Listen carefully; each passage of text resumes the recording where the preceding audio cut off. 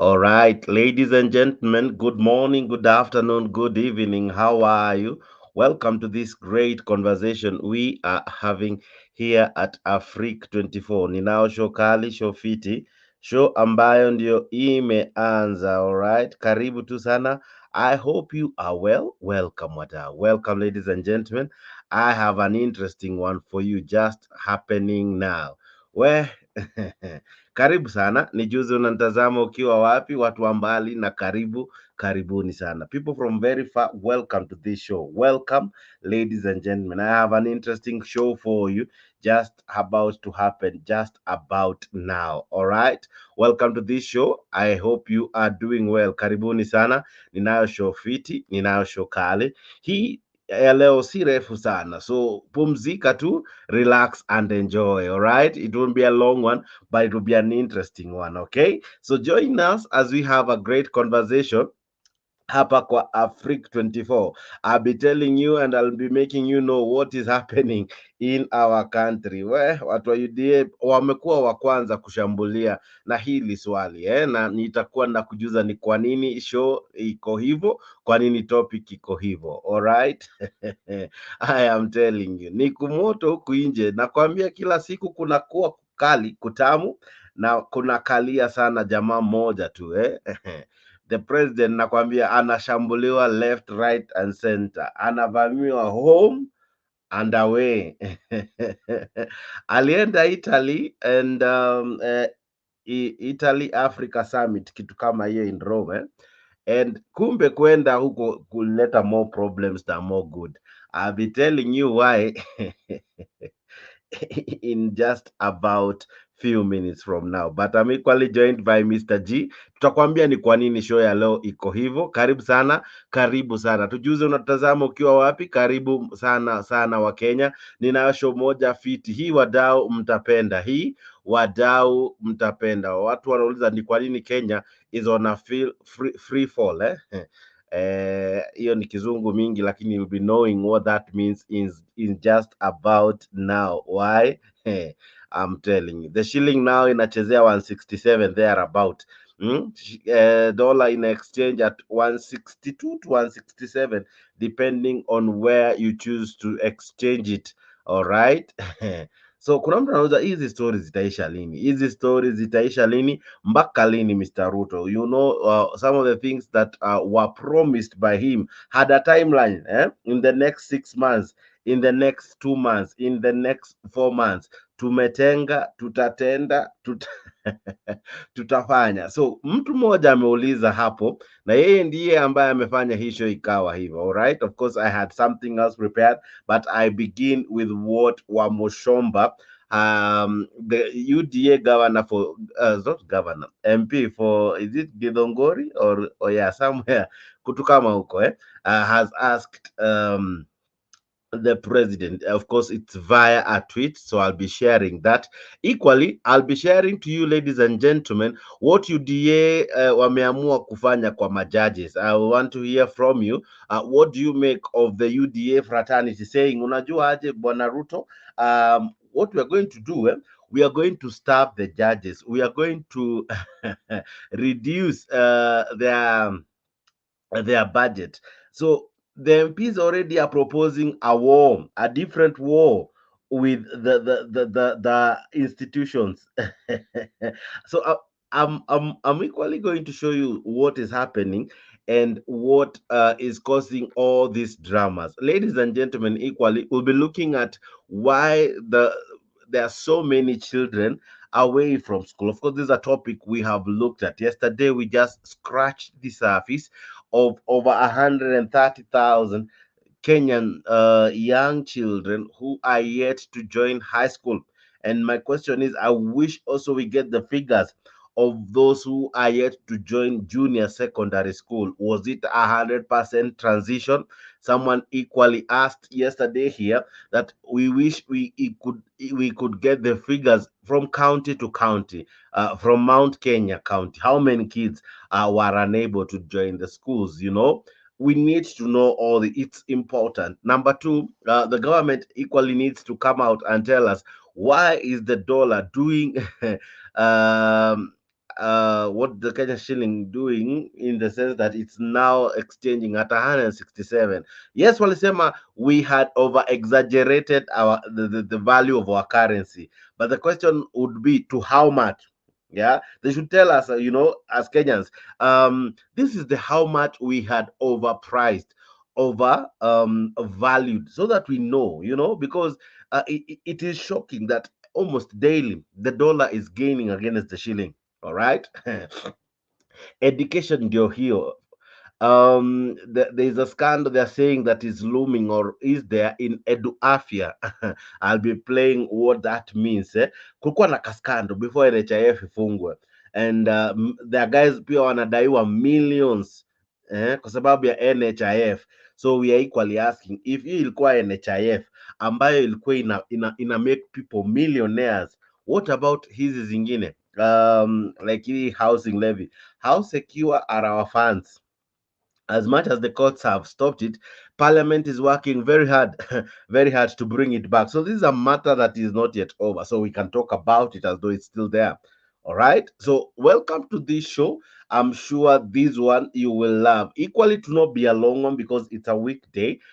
So we understand that you have to wake up early and enjoy that morning rush ukienda job. So we have to make this short but sweet. All right. I have a panelist with me. I'll be showing you as well how to join in the show. All right. The link will be appearing up kwa comment section. All right. Fantastic. Equally, I'll be showing you several clips of why we are having this topic this fine evening, ladies and gentlemen. All right. So you relax, enjoy, and above all, be part of this conversation. Of course, MPs from Kenya Kwanza have asked their what do you call them, their their MPs, wakati president anakuja kwa anakuja kutembea nyumbani ama mlimani ama in the Mount Kenya region, manze, mwache hizo exchanges, mwache politics during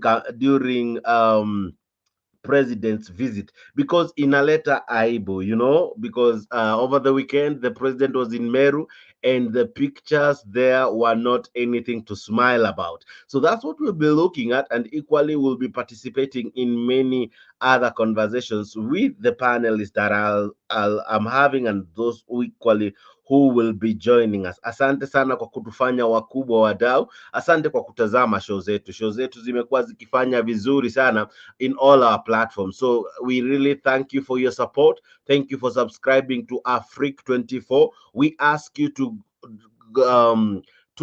grow with us, continue being with us. Let this be your number one channel in as far as such content is concerned. All right, subscribe up to Afrique 24, and we are going to have a very nice show. Before I even invite Bwana Bwana, what do you call him? Mr. G, sorry. Why I said nimesahau, bro. Before I even have him, allow me to play just one clip and then we will be up and running. All right. Thank you so much for joining us. Thank you very, very much for being part of this show. Nina show moja fiti. Hii wadau, hii mtapenda tu sana. This one you're going to have a good time enjoying and liking so much. All right. Wamuchomba is a tweet, so that one I'll just project. But I wanted to begin with something. All right. I wanted to begin with something. Of course, we are we are sorry for that. Sorry for that. We are about to look at two things. One of the things we are about to look at is what is happening to the Kenya shilling. All right, what is happening to the Kenya shillings? All right, now let's begin with this. The threats to our development. Walisema wanang'ang'ana kulipa madeni, but I'm telling you, I'm not sure if we are doing so. So let us begin with that. Okay, let's begin with that, and then I'll have my good panelist, Bwana Mr. G, help me ngamua most of what we are about to share. Okay, so let's listen into this one, even as we begin the show. Karibuni sana. Here we Its ability go. to meet its debt obligation in the event of unforeseen global economic shocks. Now, IPF says Kenya has breached all debt sustainability analysis indicators, putting it at a high risk of debt distress, even as it notes that the country's debt has not yet become a crisis, but could easily turn if the government does not address its expenditure priorities to mitigate against unforeseen shocks. Jimmy Mbogo with the details. The Institute of Public Finance has painted a rosy outlook for the year, with the GDP growing to 5%, thanks to an improved performance in agriculture and service sectors. But the think tank has warned that the country could be slowly sliding into default territory, having raised concerns over the current debt to GDP ratio. IPF says the government may fail to achieve the intended ratio of 55% by 2027 from the present value of over 70% due to a slowdown in revenue collection. Kenya's debt interest has also doubled to 28% compared to 14% in 2013-14 financial year, further shrinking the country's fiscal space. We have breached external debt surface to export ratio, our debt surface to revenue ratio, our external debt surface to revenue ratio. Like, we have breached all those indicators. And what that means is that if we are hit by an adverse shock as an economy, then we are at high risk of defaulting on our international obligations. With revenue inflows yet to fully recover to pre-pandemic period, experts warn that fiscal consolidation is no longer an option for both levels of government, insisting that debt-funded growth cannot be sustained in the long term. We don't have a revenue problem. We have an expenditure problem. So if you see we have not met our tax targets, it's because also our forecasting model is still not light. We are very ambitious. So when we set our target for revenue, we set it very high. We are not likely to achieve much of the development expenditure targets if things remain the way they are. And surprisingly, our revenue underperformance is coming at a time where we have introduced a new tax policy and other administrative reforms. IPF has asked the government to address challenges faced by the manufacturing sector, such as the cost of production and operating environment for both job creation and export improvement, without which the institute remains bearish that the FX pressures experienced in the country will persist in 2024, if not worsen. Jimmy Mbogo. All right. Now, I'm sure many of us, I'm not sure why I've played that clip, but it's because this is a debate we had here in Africa 24. I think the day before yesterday. Yeah, you should look at that, because as much as we are saying we how do I put this? Our country is not in safe hands yet. We are not out of the woods yet, because we are having crisis in so many sectors. Now, one of the sectors that might cripple us very easily, as experts are saying, if you have heard clearly, is easy stories at debts. Hizi stories za death zinaweza kutukimbisha vibaya sana. But now when you listen to the president speak, one of the things that he says so often and not is that we have paid, or rather we are in the right trajectory, tunalipa madeni. All right, and in fact alisema shida ambayo tumekuwa nayo ilikuwa ni madeni. Sasa tumelipa madeni, hatuko pabaya sana. We are not in a bad way, eh? At one time he told us that the economy is not doing bad, but when you listen to experts speak, you are like, the president, who advises him, who gives him such reports? I'll be looking at what UDA family has decided to do concerning the judges, but that is in a short while. Let's first begin with the economy and why the shilling is doing so badly. Why is the president in a rush to tell us all is well, yet all is not well? Okay, so those are the things we are looking at. Wamuchomba begins by asking him, up to when? Ni hadi lini? Umesema tutatenga, tumesema kwanzia mwezi fulani tutafanya. Okay, so mpaka lini? When do we wait for this kutengwa to see that truly there was something that was set aside to improve the economy, to pay this debt. When will that be? That is why we are asking hadi lini. All right? Okay. Thank you so very much. Mr. G, hadi lini? Tungoje mpaka lini? How are you, Mr. Jex? Niko salama. Unaendeleaje? Naendelea poa. Hii mambo ya kungoja, sijui tunangoja mpaka nini? You know, there's a question ambao muuliza pale ukisema kuwa there's a way ambao unapata the president is talking kama ile issue juzi ya kwa akiongea, not juzi but some month ago, akituambia kwa economy iko stable, economy inafanya sawa, and when we listen to the experts, tunapata expert they are reading on a different page. There's something ambao nimekutumia, kama unaweza share that thing, at least itakuwa sawa tukiongea kuhusu hii issue, because the main thing ni issue, na the problem is just this guy ambaye ni Ruto. Ruto is one guy ambaye is anapopoti kwa alpha and omega, anapopoti kwa is the all knowing person, mtu ambaye he cannot be advised, haizi kuwa advised na hizi sikiza anything, ye akishaamua kwa njia ndio hiyo njia atakufuata. So there's no way tuta come out of this problem. There's a problem na tunafaa tukubali there's a problem in this country and in this government ambao ni Kenya Kwanza, and they are not ready kututoa kwa hiyo shida ambayo tuko, kwa sababu ni kama they lack, ni kama hawakuwa na that plan. That is always what I say, they never had a plan. Hata this issue ya house levy wanatuambia kuwa it is affordable housing for a hustler, mtu ambaye ni mama mboga, mtu ambaye ni bodaboda. But when you go deeper into this issue, unapata this thing si ya mama mboga ama si ya hustler, kwa sababu for you to pata ile nyumba ambayo is 1 bedroom ama 2 bedroom, unafaa uwe na 100 plus, not 100, almost 300,000 plus as a deposit. Na ukiangalia mama mboga sahi, hata tu hiyo 10,000 ama 20,000 kupata ama 50,000 kupata ni issue. There's a problem. Sasa anaongea affordable housing for mama mboga and for bodaboda, watapata pio pesa, the 300,000 as a deposit, the 2.5 million kununua hiyo nyumba. When watapata lini? This is just a narrative wanajaribu kuleta, because he's a guy ambaye ameperfect kuplay as a victim.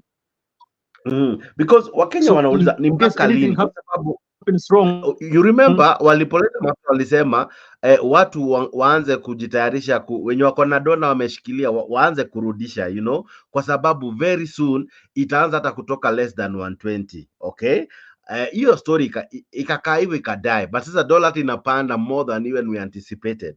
Aya, kidogo kidogo kukakuwa na ile story ya gas, because if you remember, I know I'm bringing very old promises, but equally Kenyans are still asking when will it happen, because ulisema hivi, this was what you said, okay, these were the agendas you brought, okay, this is the money you said, hii pesa tumetenga tutajenga barabara fulani, hii pesa tutajenga stadium fulani, hii pesa tumetenga itafanyia wamama kitu fulani. Okay, if you even go back to the campaign promises, I'm telling you, ujikuna kichwa, because there are so many, you know, the diapers for mothers who deliver the first 3 months. Okay, so those are the things Kenyans anauliza, when will it happen? Kwa sababu you said mumetenga, you remember the words were tumetenga, you know, tumepanga, tume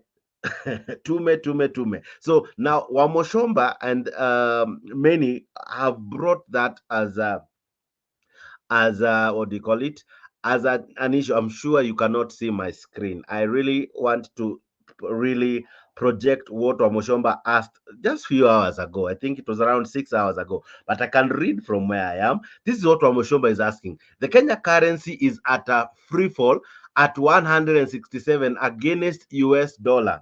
Okay, the cost of living is so unbearable. Electricity is unbearable. The cost of production is unbearable. Is our plan still working at this rate? Then she goes and asks this question: tutatenga na tumepanga ama kupanga, tutapanga mpaka lini? Now Mr. G, tutapanga mpaka lini? At what point will we now see these actions coming out? Because we are now talking of, we are headed to 2 years in, tunaelekea miaka miwili, bado tunaongelelea tutafanya, tumeweka, you know, mikakati at what point?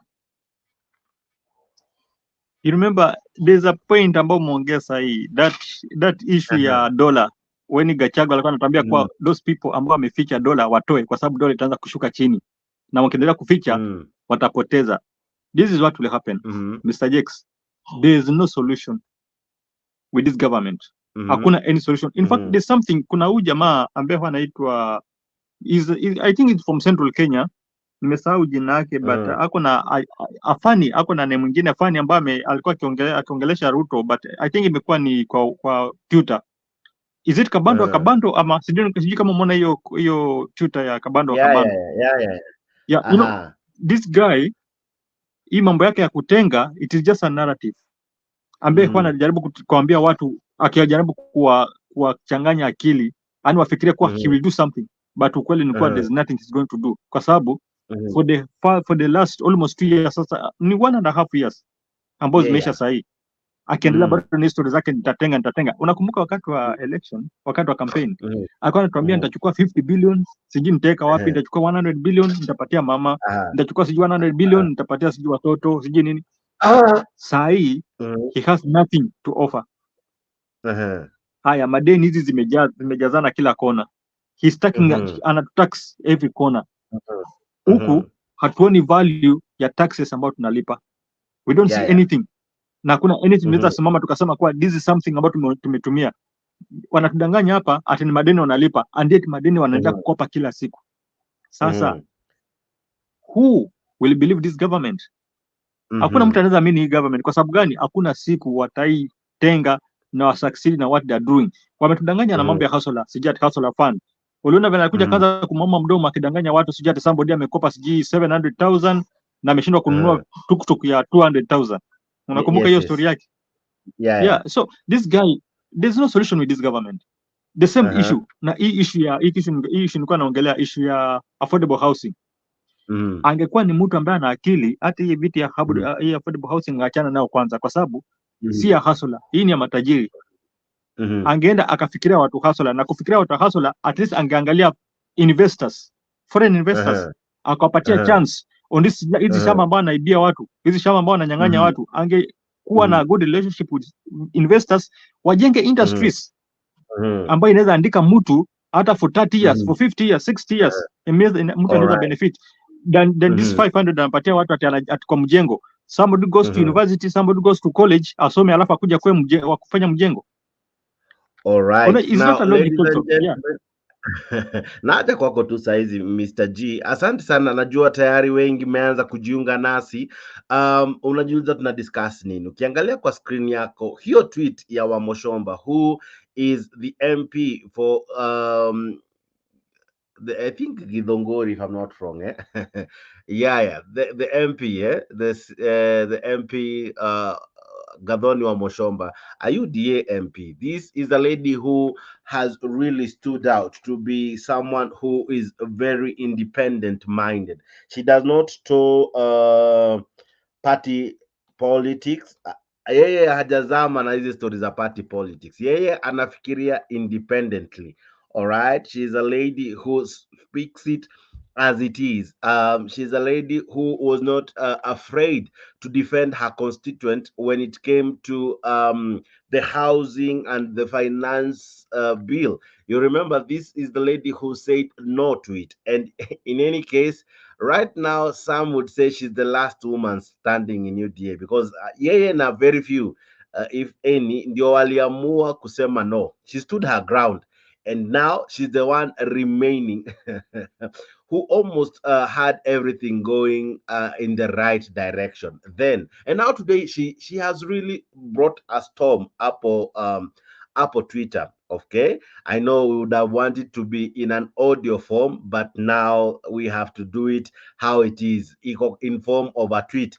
And that is what is describing and helping us discuss this show. Okay, we are asking you, ladies and gentlemen, tutangoja hadi lini? Yes, wametenga ni sawa, kutengwa ilitengwa ni sawa, mpango ulipangwa ni sawa, but mpaka lini? Hadi lini? You know, what is the timeline? How long should we wait so that maybe then we will stop the heckling because yesterday tuliongelea kuhusu the heckling that was going all around, you know. So Kenyans probably would wish to know, when should we see some changes? When should we see the shilling begin to appreciate against the dollar? When should we see the cost of living become slightly bearable? Okay, electricity hata tusiongee wadau.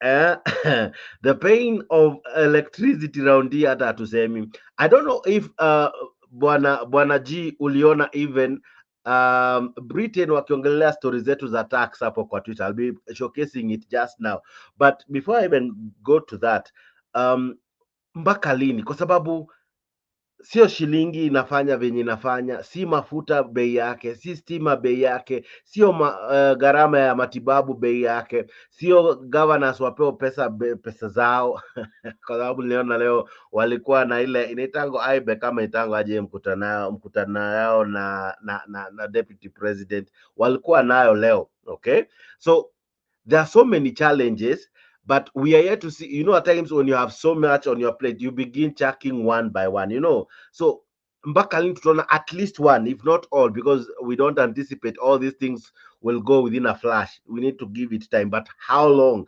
When should we wait? Because she's asking this. The president came in with a plan. Nakumbuka plan. Ile hasala walijita the plan.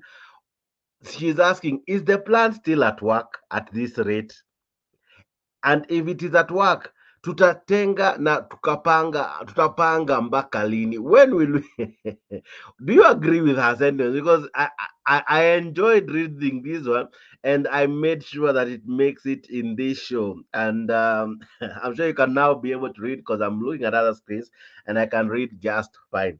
What do you make of these sentiments? And do you agree with her? And are those questions really valid? Yeah, you know, it is as if ni kama anakejeli. You know, when you listen to, when you read the question, amefika mahali anaona ni kama ni kejeli. That's why unasikia anasema tutatenga, tutapanga mpaka lini. You know, ashagundua this thing is not working. Yeah, the policies ambayo jamaa anatumia does not work. Na is the one guy ambaye hawezi sikiza, but now we have people ambao wanajaribu kumweleza na hataki kusikia, but now to be on the safer side lazima ufuate vile anasema, because ukienda against vile anafanya wewe ndo unaumia, because somebody ambaye hataki kusikia anything. But issue ya kutenga na kupanga, hiyo ni kitu ambayo itakuwa ni kama nyimbo. Miaka 5 itaisha. Nakumbuka sahi kwanza hii nini ambayo inaendelea ya hii recruitment ambayo inaendelea sahi ya ODM. Sasa ndio inamchanganya kabisa, maana yake hatapata hata chance ya kufanya kitu ambacho anataka kufanya, kwa sababu sahi atakuwa na ile haraka haraka pia kuingia kwa field kwanza, kwa maana it is as if it is an early campaign sasa mood ambayo imeanza kuingia. So the guy pia itabidi aanze kuingia kwa street, aanze ku campaign, na he will not do anything. Hii mambo ya kupanga kutenga haita work. Ataendelea kutenga ile mwaka mzima utaisha, next year pia itaisha. Tayari yako juu ya magari kwa sababu Hivyo Meru Meru alikuwa juu ya gari, and it was more of a political rally as much as walikuwa nasema ni launching of projects, launching of finished projects, or even starting them. But really, when you looked at how the crowds were gathering, was it just kuanzisha miradi ama ilikuwa more of siasa? And of course, could it be a reaction to the recruitment and the crowd that ODM as well is attracting? Exactly, it is just siasa. There's nothing like project. You know, when baba anafanya hiyo pia namtia tumbo joto, we call it tumbo joto, yeah. So pia yeye lazima ataingia kwa field, ataanza kucampaign, and this thing itamdistract kabisa, itamdistract. In fact, hata perform anything. Hii mambo ya kutenga na kutenga hii na kupanga, watapanga the whole 5 years, kwa sababu sasa ilikuwa ni campaign sasa. Na uzuri ni kuwa iko kwa advantage ya the opposition, haiko kwa advantage yake, kwa sababu ni yeye amejulikana kuwa ni mkora, amejulikana kuwa ni muongo. There's nothing ambayo anaweza promise akafulfill. What ana profile ni kitu ambayo ikuji kusaidia wananchi. Sasa obvious itakuwa against yeye, na atajaribu, ataingia kwa field, kwa sababu kumbuka akiwa deputy president alispend the whole 5 years akiwa juu ya gari. Na the whole 5 years hiyo in Central Kenya kwa siku anaenda karibu mara 2, kwa wiki anaenda karibu mara 5, karibu mara 4 in one day, yani in one week. So saa hii pia itabidi afanye hivyo, because this is a guy ambaye amezoea. Hiyo ndo hali yake hiyo, na tuweze mbadilisha. So the problem ni kuwa he cannot listen to any advice. So hata ukimwambia atafute advisors, hakuna mtu anaweza msikiza. That's why unapata watu wanataka ku resign because they are mistreated. Watu wamekuwa it's a lot of mess and confusion in that government. That's why people they want to resign. Now kuna story ambayo pia ina trend hapo kwa Twitter. Sorry, leo show inaweza kuwa na vitu mingi za Twitter.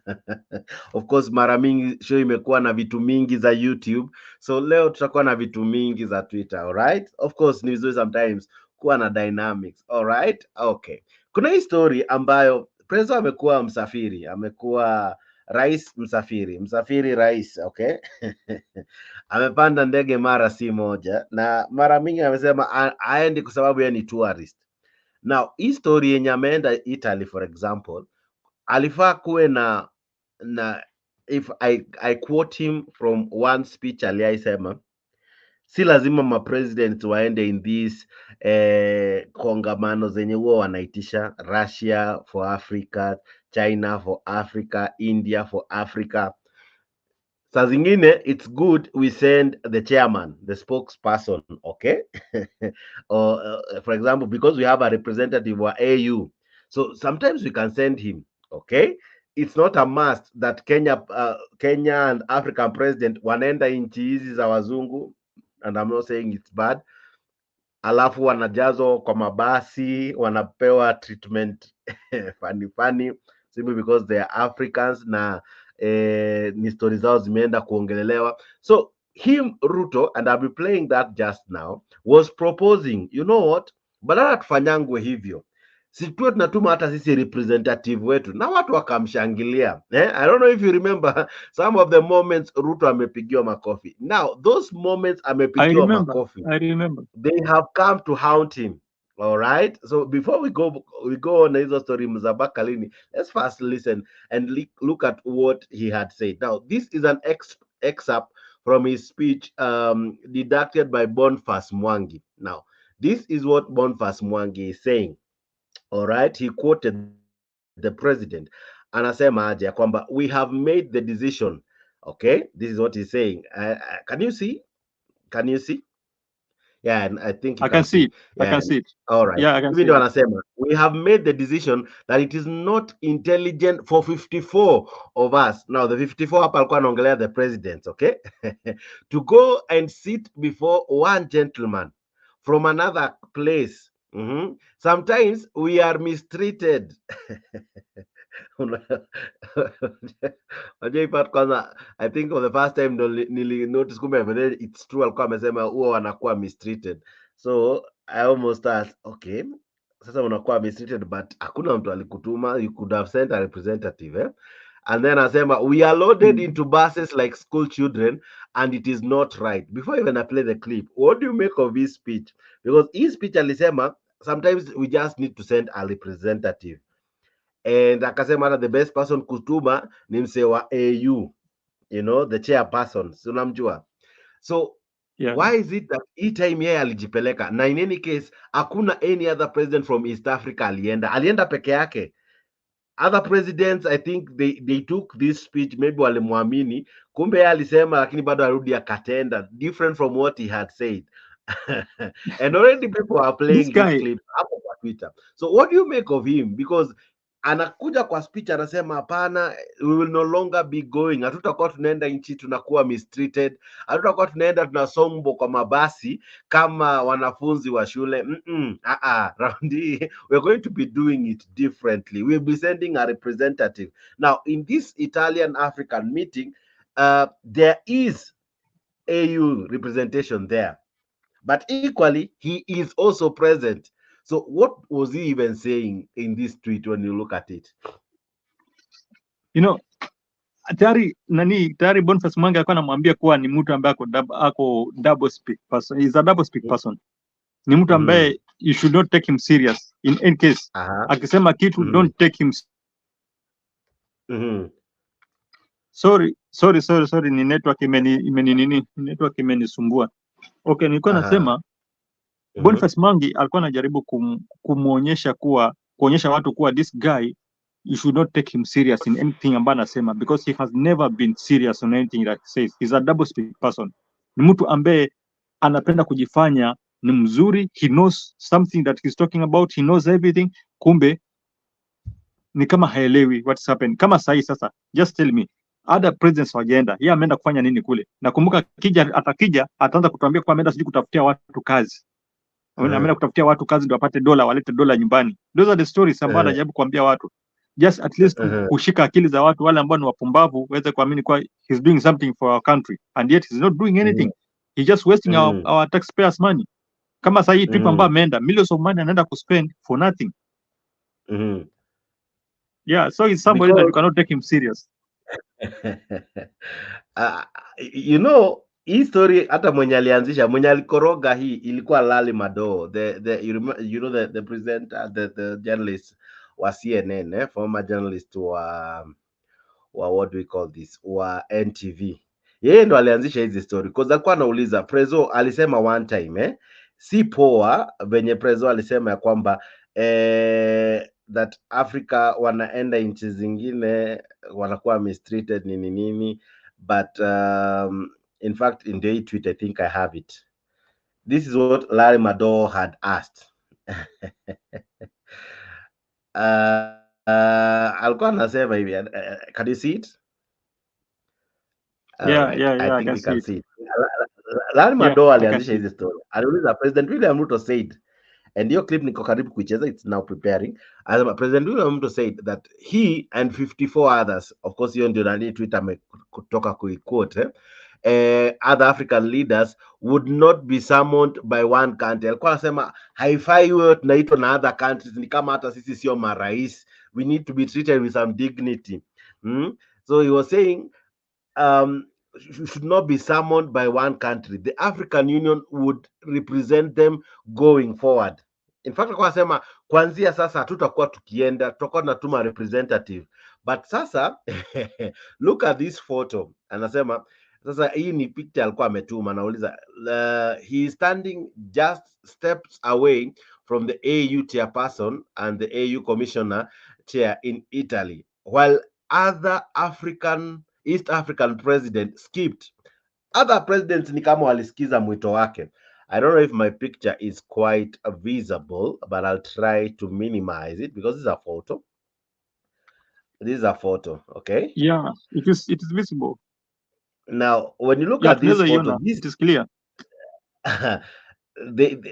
These two gentlemen ambao wako kwa hii picture, huyu mwenye kwa kona kabisa, mwenye ni mzee kabisa, huyo ndio chairman. Yeah, huyo ndio chairman. I think is a former prime minister of Gabon if I'm not wrong. And then huyo mwenye anamfuata hapo ni who, acha nisome, ni commissioner chairperson na ni AU chairperson na AU commission chairperson. Okay, but funny enough, William Ruto had to go. Hangekaa home. African countries, according to Larry Mado, Larry Mado, other African president wali skip. Of course, President Ruto alikuwa amesema tuliamua hatutarudi kuenda tukikuwa summoned, tutakuwa tunatumana, but he had to go. Why do you think he had to go? Why was it so important for him to go? He's not the chairperson. His role would have been represented by the chairperson, and this is what is equally causing a stir hapo kwa Twitter. What do you make of it?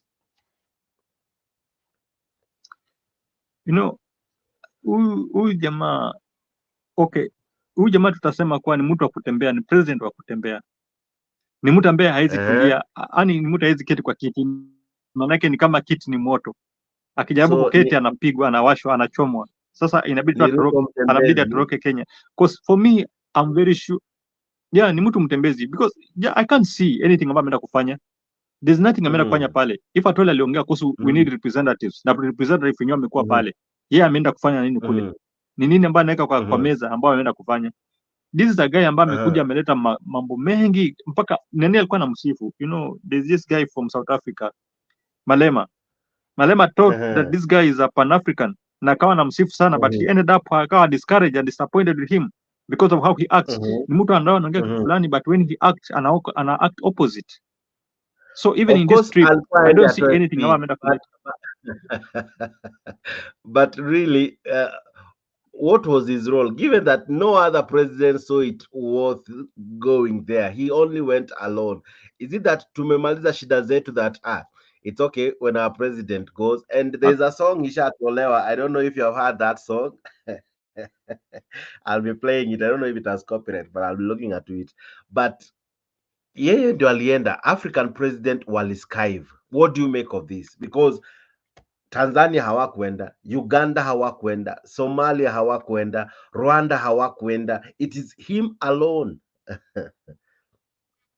That shows that he's alone. Unajua kwa kunakuwa na unity with these presidents, what they call each other. Kila mtu ako na namba mwenzake, but at the moment ukiona picha kama hii, I think amebaki peke yake.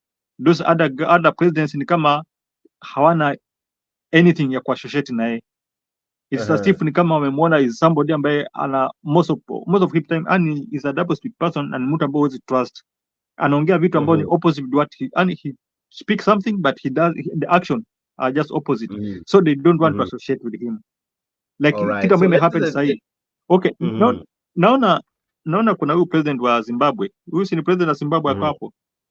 Huo kwa kona Yeah, that's the president of Zimbabwe. Many African countries, not just East Africa, many actually walisky hii meeting. Of course Ruto atasema yeye alikuwa ameitwa atoe speech. But kuna hii part alisema, and let's listen into that, then we continue. This is what we are discussing, ladies and gentlemen. We have also decided that it will not going to be business as usual. We have these meetings, Africa, US meeting, Africa, Europe, Africa, Turkey, Africa, India. Now we are waiting for, there is another one, Africa, Russia. And Africa, Japan. And Africa, Japan. We have made the decision that it is not intelligent for 54 of us to go and sit before one gentleman from another place. And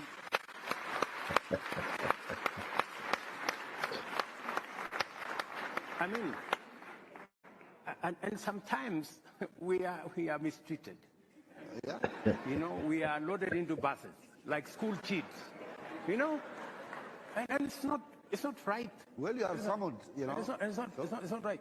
So the decision that we have made as AU is that going forward, if there is going to be a discussion between Africa and any other country, we are going to be represented by the chair, the outgoing chair, the bureau.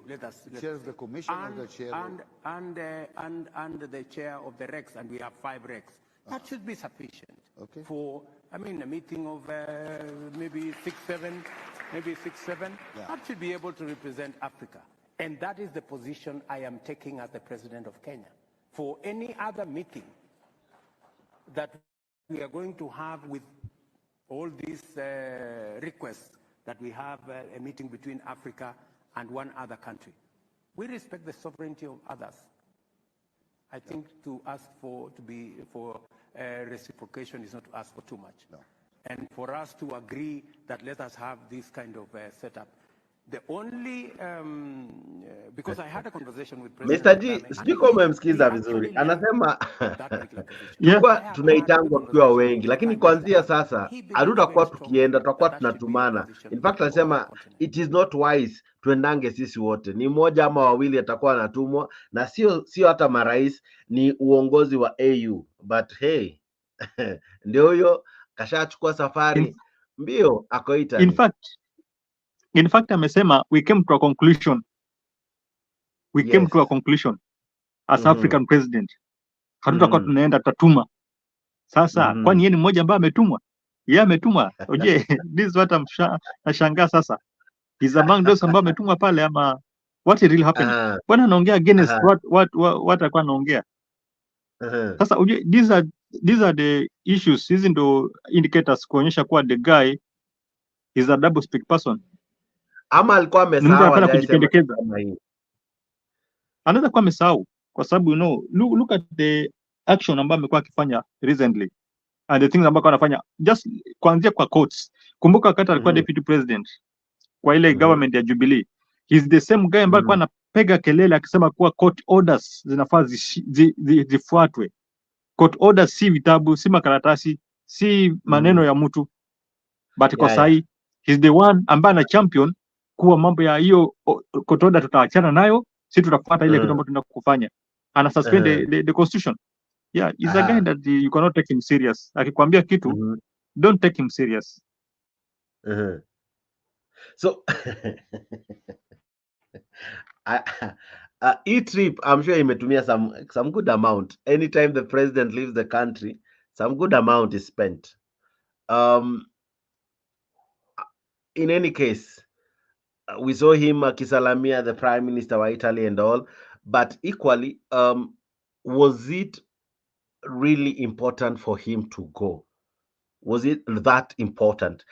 Kama ni speech angeifanya pia virtually, na hiyo pesa ingetumika mahali. All right, the spending in State House is up on the roof. Okay, and so what do you make of that is some of these meetings? Are they even necessary? They're not necessary. That's why umepata the expert wakiongea wanasema the problem with this government is overspending. Those are the things ambao wanaona, the experts wanaona, and it's true. The government is overspending. Wakati ina tax mwananchi wa chini, ina tax kila mtu, we cannot see the fruits of that taxes ambao wana tax watu. They're just overspending. Kama hii trip haikuwa na any haikuwa na any importance kwa watu wa Kenya. Hakuna kitu anaenda kufanyia Kenya pale, but akija atakuja na uongo akasema alikuwa ameenda kutafutia Wakenya kazi. Alikuwa ameenda kuwatafutia wenye watafly nje, wenda wafanye kazi nje, walete dollars Kenya. Those are the lies ambazo atakuja nazo. Na kuna swali hapo Lali Mado anauliza, na anauliza vizuri sana. I love what he's asking. Anauliza hivi, I don't know if you can see, let me try to enlarge it kidogo tu. Anauliza hivi, na anauliza swali nzuri sana. Anauliza kwamba African leaders wakienda hiyo, are you able to see?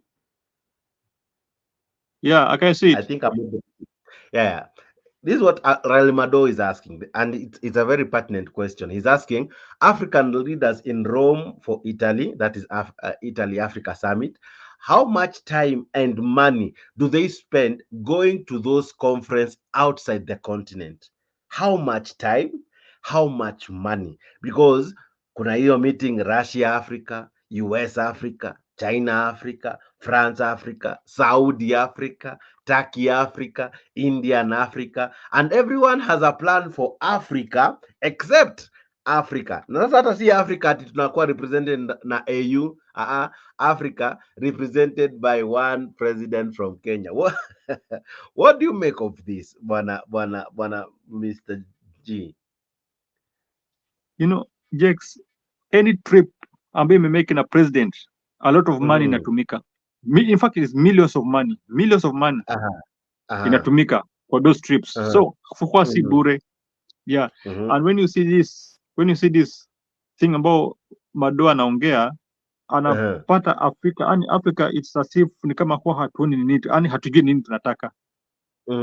We are people ambao tumekuwa blessed with everything. Tuko na gold, tuko na everything, tuko na madini yote ambayo inahitajika, but still tumebaki poor. We have people ambao wako na knowledge, wako na any skills, but still tumebaki poor. Yeah, there's a problem with Africa. Now I think we need to liberate ourselves. That's why kulikuwa na hii Pan-African hii movement ambayo ingetusaidia, but sasa huyu ambaye anapapoti kwa is a Pan-African ni muongo. We will not lead us to that place ambayo tunapata tufike, because we need to deliver ourselves from this minds, hizi captivity ambayo tuko ndani yake, because we are blessed in Africa, we have everything, but tuna end up kuwa poor every day, poor. Alafu sasa shida, the leaders that we are having them, the corrupt leaders ambao wanatudanganya kila wakati wakituibia. Hii trip kwa Kenya haikuwa na maana yote, but mama kuspend millions of money aende tu kule those days ambao atakaa siku ngapi pale, na amebeba pia watu agenda peke yake, amebeba watu wakae pale spend a lot of money ya taxpayers. Akikuja wanafunzi bado wameshindwa kupata pesa kwenda shuleni, anadanganya watu kwa projects ziko no project. Anasema ametenga sijui pesa ngapi. Okay, all right. Allow me kidogo ni involve pia wale wana participate kwa comment section. Naona wengi wanatuma ujumbe zao. Thank you very much watu wa comment section. Karibuni kwa show.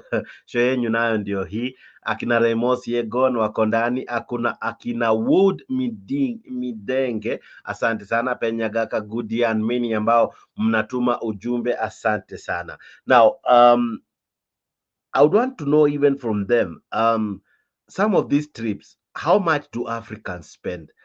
Wacha tuache kuongelea Africa as a continent, wacha turudi home, because ati sisi ndio tuko poa sana mpaka tunafaa tutumie all the resources we have in some of these trips.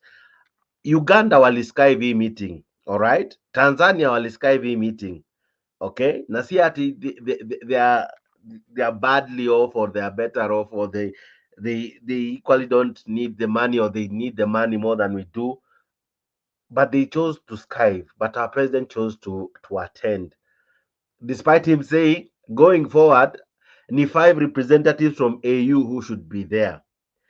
Hata president in fact ni kama hakusema wawe, but he is there. The money question here, who gives this money? See, I'm sure it is from our coffers. Ama zinatokanga wapi hizi do bwana Mr. G? I don't think some of these things are funded from the source. They're not sourced from the meeting when you're Moaita. I don't know if they pay for these presidents to attend the meeting ama mtu anajilipia. Hakuna, hii ni mtu anajipea, but you know, umesema you want to involve our people in our comment section. I want Ramsey. You know, unaona huyu Yegon nataka atujibu hiyo swali. Huyu Yegon manake kwa anasema anajua kila kitu. He knows everything. So Yegon, hebu jibu hiyo swali.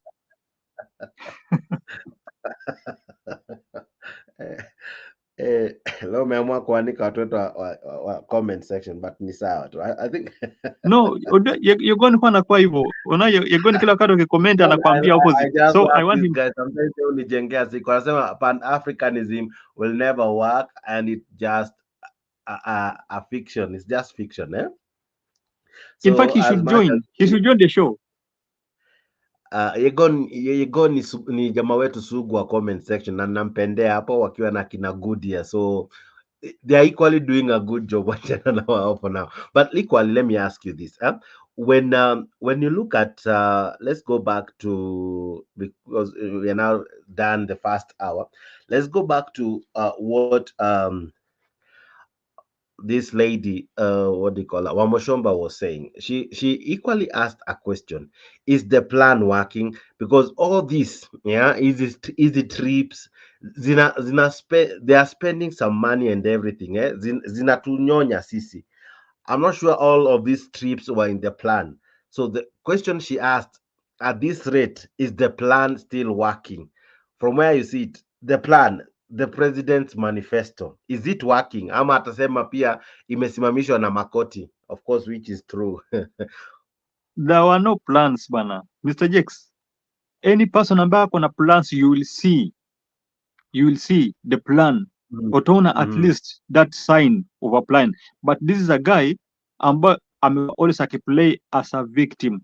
That's the point that you want to, you have to get it, Mr. Jakes. The guy amekuwa play as a victim. Sasa anatumia wrong method, wrong, is it wrong strategy? No. Anatumia unconstitutional way kupata kitu, wakati koti inapinga, he comes out as a victim. Anaanza kulalamika akisema ameonewa. You see? Anakuja nje akionekana kama ameleonewa, but for me I know that the guy hakuwa na plan. Na kama alikuwa na plan, then amefika kwa State House akakuwa confused, amekuwa blind, haoni tena ile plan ambayo alikuwa nayo. In case alikuwa nayo, then sasa yako blind kabisa, haoni. Na in case hakuwa nayo, basi ni ukweli hakuwa nayo. Because at the moment nothing is working for him. Nothing is working. Huyu Yegon alituambia, no, it's not Yegon, ni the other guy, Ruto. I love that Ruto, you know, the Ruto anapenda kuja hapa sana, leo sijamuona. That guy, that guy hatupatani. Yeah, kwa hatupatani kwa nini? What I believe in na what yana believe in, the opposite things. There are two things that are opposite, but I love him the way he always argue. Anasema, akakuwa anatuambia juzi kuwa affordable housing is a game changer. Ndio anataka akuja hapa ajaribu kutuexplainia tuweze kuelewa a game changer how, because those are the plans ambazo Ruto alikuwa nazo. It is a game changer how, because mimi sioni kama is a game changer. Hiyo ni vitu tu za matajiri wanakuja kubenefit. Yegon jana alikuwa anatuambia kuwa affordable houses is a game changer kwa sababu kila mtu anataka aishi kwa affordable houses, which is their plan ya Ruto. Sawa, but now this plan ilikuwa kwa matajiri ama ilikuwa kwa hustlers? Ilikuwa kwa hustlers. Who's hustler mgani ambaye ataweza afford 300,000 plus 350,000 plus? Hustler mgani? Hakuna hustler yote. Some of us tunafanya kazi but kupata hiyo pesa mara moja tuwezi pata. You see? Yeah, some of us tumeandikwa but kupata hiyo pesa tuwezi pata mara moja. Sasa the hustler, the mama mboga, huyu mtu ambaye hawezi pata 1,000 kwa siku, ni lini atapata hiyo 300,000? These people that are saying it is a game changer, watapata lini waweze kuchukua hizo nyumba? The guy had no plan. Oh, kuna kitu nimekumbuka. Pole na kurudisha nyumba. Kwa hii speech ya William Ruto the president, there's something he has said that imenikumbusha something. When you listen to him, able listen the first few words. As usual, we have these meetings, Africa, US meeting, Africa, Europe, Africa, Turkey, Africa, India. Now we are waiting for, there is another one, Africa, Russia. And Africa, Japan. And Africa, Japan. We have made the decision that it is not intelligent for 54 of us to go and sit before one gentleman from another place. And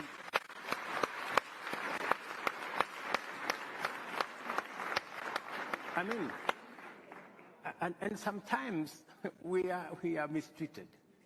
Yeah. You know, we are loaded into buses like school kids. You know? Bas, hapo kwa kuwa mistreated na kuwekwa kwa basi kama watoto wa shule. Swali yangu ya kwanza ilikuwa ni the time niliona wamewekwa kwa basi ni ile mazishi walikuwa wameenda ya Queen. All right.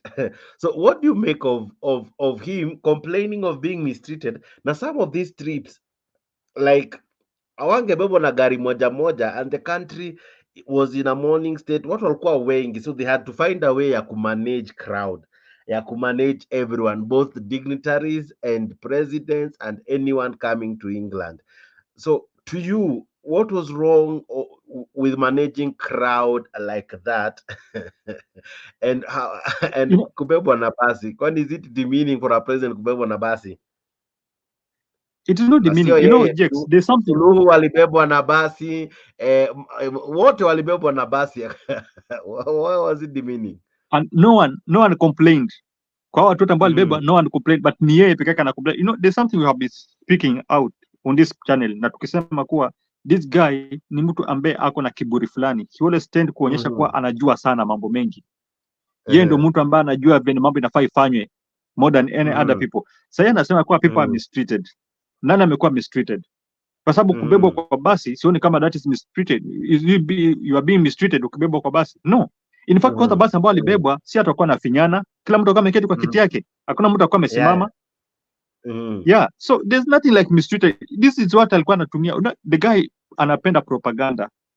Unakumbuka wakati alikuwa kwa former government, he was a deputy president, enjoying every privilege of a deputy president, but still anakuja anasema kuwa ametupwa nje, amesukumwa nje, amepelekwa opposition. Unakumbuka alikuwa ana complain. So is a guy ambaye anapenda complain. Yeah. Na kama wanakuwa mistreated, mbona anaenda basi? Because he has made over 50 now, over 50 trips majuu. Why go if you are mistreated? Unajua Jex, kuna msemo inasema kwa Kiswahili, wakati wa nyani kufa miti zote hutereza. Yeah, this guy wakati alikuwa anajifanya kwa yeye ndo anajua what's supposed to be done in the country, akiongea kwa yeye ndo akiongea kwa we need to be represented by CG chairman, we need to be represented by CG who. Sahi unashangaa mbona ameenda kule? He's blind. Sasa anakuwa exposed. Yani what I'm trying to say ni kwa he's being exposed. Yani anakuwa exposed the lies ambazo ziko ndani yake, the propaganda ambayo ana believe in, everything inakuwa exposed sahi. Yeah. All right. Now I see Alex is in, and equally this is a conversation Alex one time loved. I remember him talking about it with me some days back. Alex, how are you? I wish to invite you on this. This was when we were talking about the president's interview with Mo Ibrahim. on governance and everything. And here he complained about African presidents being taken to, or rather being summoned in these US, sorry, not US, these white countries, and wakienda wanakuwa mistreated, wanakuwa stashed in buses and all. So akasema from there henceforth watakuwa wanatuma representative. So jana alienda Italy, and that alone has caused a debate, and today we were looking at things that have been happening hapo kwa Twitter. Lali Madowo ndo alianzisha hii conversation because he was asking the president, kuna time alisema hatarudi kwenda, in fact atarudi kutuma representative, but hey, lo and behold tulimuona akienda. No East African president went. He is the only one who went, despite him saying from here henceforth. I'm sure you remember the conversation between him and Ibrahim. So what do you make of him going back to what he had said? Because this day when he said what he said, he received a standing ovation. People clapped for him because of saying that. Then days later, the meeting he was castigating, that's the same meeting he attends. What do you make about it? This is a pathological liar who doesn't know what to say, Mr. Jenks. This is a How person, are you? and this is a person Mm-hmm. who is confused, Mm-hmm. and his appetite for money takes him there. He will never stop, especially now that the housing levy imetolewa.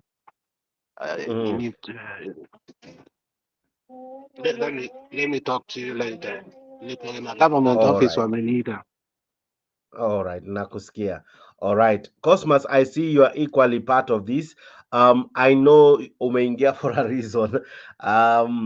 And equally, I'm glad that you are in. Asante sana for being part of the show. Let me ask you, what do you make of the president double speak? Anasema hatakuwa na attend, kidogo kidogo ndo huyo ameattend. Anasema we'll be sending representatives. The representatives were there. The representative was there, but he equally was there. I know you have seen the photos circulating in our Twitter and all, and the questions being peddled by Rally Madol and of course Boniface Mwangi. What do you make of it, Bwana Cosmas? Thank you so much, Mr. Jax. So my take is that I think Mr. Ruto, or let me just call him President Ruto, I think there's one thing that he doesn't know, and that is he doesn't know how to delegate or to like I've seen from the time he came into office, even from the time he was campaigning, like he's somebody who doesn't know how to delegate, is very hands-on. He wants to do everything by himself. So if you ask me, I don't see the reason why he went to this meeting, because from what I saw, it was a climate change kind of meeting. So maybe he should have just sent one of his ministers to go and represent him there. So there was no need for him to go there. And him talking about African leaders being bundled into buses, I think that is something which is expected. So what do you expect when a vast majority of African leaders, they don't do much to empower their citizens? They don't do much to develop their countries. So when it comes to the global stage, of course, our Ishimiwi, because they're not doing anything. So I feel it all boils down to that. There is not that much respect for an African head of state going anywhere. So I think that's just the reality of the times, and it should just know that, and just know that in today's global hegemony, as an African head of state, I mean, you have no say at all. Like, you're just a puppet. Like, you can just be shoved around. You're told what to say, what to do. The IMF tells you the kind of policies you have, you need to implement for them to give you loans and whatnot. And it's because these African leaders, they don't listen to their people, the people who put them into power. And some of them, like Mr. Ruto, they actually get into power through lies and through conmanship. So when they get there, they are, they begin now, pleasing their masters, the masters who actually put them in that position. So I think for me, it doesn't come as a surprise. He's like, he's somebody who, he wants to be president. Like, he's the president, he's the deputy president, he's all the ministers.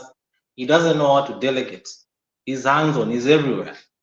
So I think that's a problem. And I feel like this job with no time, because he's human like any other. With no time, it's going to overwhelm him, because he can't be everywhere doing everything, at the same time. So it's really going to take a toll on him with time. And it's just what I can say is that he's full of double speak. So like, you've played that clip of him saying that, like, he felt disrespected when they went to the king's coronation, and there were all these African leaders were bundled inside a bus. And then now he's gone back there, and he had said that as Africans, it's very disrespectful when when they go there as presidents. Like, when one country summons like 54 African presidents to a summit, and then they all, and then now, like, he's doing the exact opposite. So it like him to mwenye ajelewi, like he's flopping. I think that's all I can say. Like, he's just an embarrassment. Now, okay, Cosmos. Yes, Jex. I had a question to Cosmos. Go ahead. As much as I agree with everything that Cosmos has said, now the question was on this issue of being frustrated. When these guys were on the bus, really, were they mistreated when they were on the bus? Did we had any other president apart from Ruto complain that when they were put on the bus, maybe walikuwa frustrated, walikuwa wamekuwa demeaned, walionekana kama watu ambao hawafai because they come from Africa? I agree with everything that you have said, Cosmos, but now on this issue of them kuweka kwa basi, was it a mistreat to them? I mean, a president. So let me just try and put myself in his shoes. So for him, maybe he thought that because he's a president of a country, so he thought that he deserved maybe to be given his own, either traveling in his own motorcade, in his own car or something. So I think he felt like he was entitled. But like I'm saying, being an African in this day and age, it carries very little weight in the global stage. Because why? Because these African presidents, these white people have realized that these African presidents, they don't do much to empower their citizens. So that's why even you see there are so many Africans, flocking to go to the US, to go to the UK, to go to all these Western countries. Why? Because the situation back in their country, it's very bad. So a time comes when these African presidents actually, begin to develop their countries and to stay home much more instead of like traveling anyhow to empower the citizens. I think this kind of treatment where they are just like people, when they go to these countries, they get that kind of treatment that a president deserves. So I think until a time comes when they begin to see that they need to empower their citizens more, develop their countries, and that will ultimately give them sort of some respect when it comes to the global stage. But for me, I felt like maybe for him, alikuwa anaona kama he's entitled because he's a president, so he deserved to have gone to that king's coronation with his own motorcade and whatnot. But he's just a president of an African country. And like I'm saying, in today's world, the hegemony is that these African countries, they don't know how to govern themselves. Poverty, all kinds of problems. These African leaders have failed to address this problem. So these Western powers and leaders, they don't take them seriously. So it's just like, but it's like them trying to tell them, they don't take you seriously. That's why you are putting you in a bus. Now, but Cosmas, just one moment. I wanted to also ask a question to Cosmas, Mr. G. You have said something interesting that we Africans, when will we be treated with dignity in these countries, because we are not doing very well in our countries in Africa. And equally, let me ask, how can we be treated so well, yet the best we do at times is go borrow. We go on a borrowing spree. We go to this country, we borrow every place we go. Kenya went to India the other day, we borrowed 38 billion. I'm sure because he'll be meeting the leaders of IMF and World Bank and some of these countries. I'm sure he'll still come with some goodies. Will we get respect when the best we do is to borrow left, right, and center? Cosmas? Yeah, I think for for us as Africans to get respected in the global stage, I think number one, we need to improve on our leadership style. Like, we need to put people who are patriots, people who are genuinely patriots, people who have the best interest of their citizens at heart. We need to put these kind of people in power, and most importantly, these people have to be people of high integrity. So I think it's first we need to improve on our governance, because Africa, the problem of Africa is a problem of bad leadership. So if you can get good people, in these leadership positions, people who can work for the interest of the people who got them there, I think that is the first step towards that. Because the reason why we go borrow to this country, it's because we as Africans, we've been unable to harness the vast, because Africa is a very rich continent. Like, we have blessed with so much natural resources, so much human resources, but it's just because we don't know how to tap into these blessings that we have as Africans. So we have to go borrow elsewhere. Well, if we had people who have ideas and ideas on how to harness what we have, we can be self-sufficient. And I think there's a guy, I think some days back, who said that another problem we have as Africans is that the people with power don't have ideas, and the ones that have good ideas that can make us prosper, make us more self-sufficient, don't have the power. I think that's the irony. So if we can work on our leadership, on making sure that people vote, or people choose leaders, regardless of tribe or a religion, people vote for leaders who have the best interests of them at heart. I think that is the way to go. That is the beginning point. All right. Mr. G, you had a question? Mr. G, you had a question? Yeah, the question was about does hiyo time ya matanga on the issue ya Queen, wakati Queen akawa amekufa, the question was about being mistreated. I wanted to tell Cosmos that as much as I agree with everything that he's saying, on that point, at that time, I don't think if it was a mistreatment, kwa sababu I remember all heads of state walikuwa nabebwa na basi. Even those other head of state, I only remember is only one man, the United States president ndo alikuja na gari yake peke yake, but those other heads of state na wale ambao ni kings, wale ambao ni leaders, they are all being carried by buses. They were being ferried by buses. Hata wale countries zingine wa Europe wa wapi wote, they were being ferried by buses. So I don't think if it was just a mistreat. No, it was not a mistreat. On the issue ambao mwongea of leadership, we have leaders.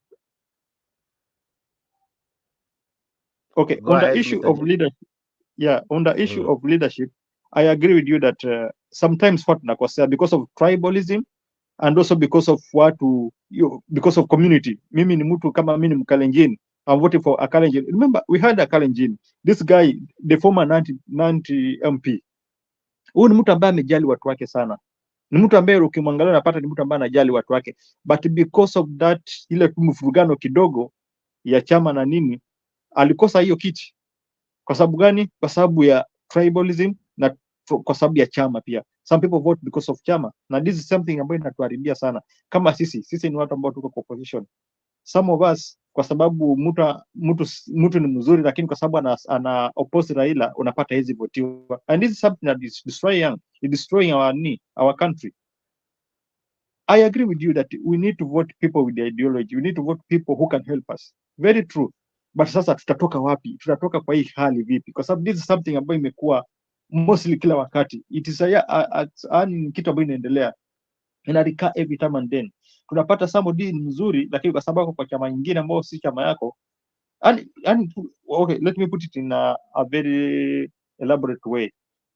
Kama sisi watu wa Azimio, sometimes unaweza pata somebody from UDA government ama KK government amefanya kitu mzuri, but because we are from Azimio hatuoni anything, we are blind on it, hatuoni anything good from that government, you see. Kwa sababu gani? Kwa sababu tuko kwa Azimio, and this is something ambayo inatuharibu. So I don't know how to come out of this thing ili tuweze ku appreciate anything that is done mzuri. Na as much as we want to appreciate, pia lazima tukubali kuwa mtu akiwa amekosa. But I agree with you Cosmas, everything ambayo umesema it's very true. Africa tumelala, tumebarikiwa na Mungu, we have gold, we have everything. Si ndo tungekuwa the richest continent, but tumebaki kuwa the poorest continent. Ni watu ambao hatuelewi, tumebaki kuwa watu wa kukopa, watu wa kuombaomba. Watu wetu hawawezi fanya hata kazi in Africa. We have best doctors in Africa, but wametoka wameenda kufanya kazi India, wameenda kufanya kazi Japan, wameenda kufanya kazi America, and yet we have everything, knowledgeable people we have in Africa, but hatuwezi jiendeleza. Yani ni kama kuna laana fulani in our continent ambayo imetushika. We are in slavery yani. Yes, Cosmo. Yeah. So I wanted to just say something regarding what Mr. Dia said, because nasikia ni kama ameuliza swali moja very it's a very good question. How can we come out of this situation? I think like I was saying, the first one is making for us to sort of work on our leadership, on making sure that we put people who are of high integrity, people who are patriots, people who are forward thinking into critical positions. That's the first step. But now there's a caveat, because in very many African countries, and Kenya included, the politics is normally very bad, because our politics are very tribal. So so now, as you're saying, it's very hard for somebody who has ideas in Kenya, for example, to run for president if it doesn't come from one of the big tribes, let's say, because the way politics and the way voting has been for the longest time in Kenya, it has been very tribal. And for example, why isn't somebody who's a patriot, in my own opinion, like Raila Odinga, being able to climb to the presidency? It's because of this tribal kind of voting, So I think that's the second thing. We need to move away from this tribal voting, because right now the guy that is in power, Mr. Ruto, even the people that voted for him is, let me say, the people from his ethnic community, they're suffering. So it's like there's no point in putting one of your, like, quote unquote, somebody from your tribe into those, into the presidency, because whether you put him there or you don't put him there, we're still suffering. So I think we need to come out of that kind of voting, because it all comes down to voting, because voting is how we get leaders. So we need to work on that a lot. And there's one thing also I wanted to say. You're saying that you don't think that all 54 African presidents, or the ones that went to that king's coronation, being bundled into a bus. You don't think that that's a mistreatment? Well, for me, I think it's mistreatment. And why? Have you ever asked yourself why, for example, the Prime Minister of Israel, when he goes somewhere, let's say he goes for a foreign trip, when he's giving a speech at the UN, why the UN assembly, that General Assembly, it's packed. And Israel is a very tiny, very small country that doesn't even, it's like even the size of a county in Kenya. Why? Because, countries that have, countries, regardless of the size, if countries take time to develop themselves, to empower their citizens, to build strong institutions, those countries and the citizens of those countries and their leaders, they gain respect on the global stage. Another example is the Prime Minister of Singapore.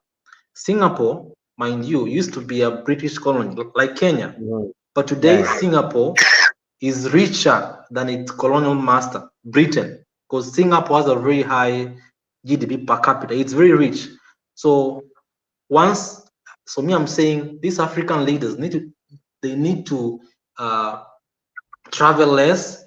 They need to work on improving the situation and the conditions in their home countries first.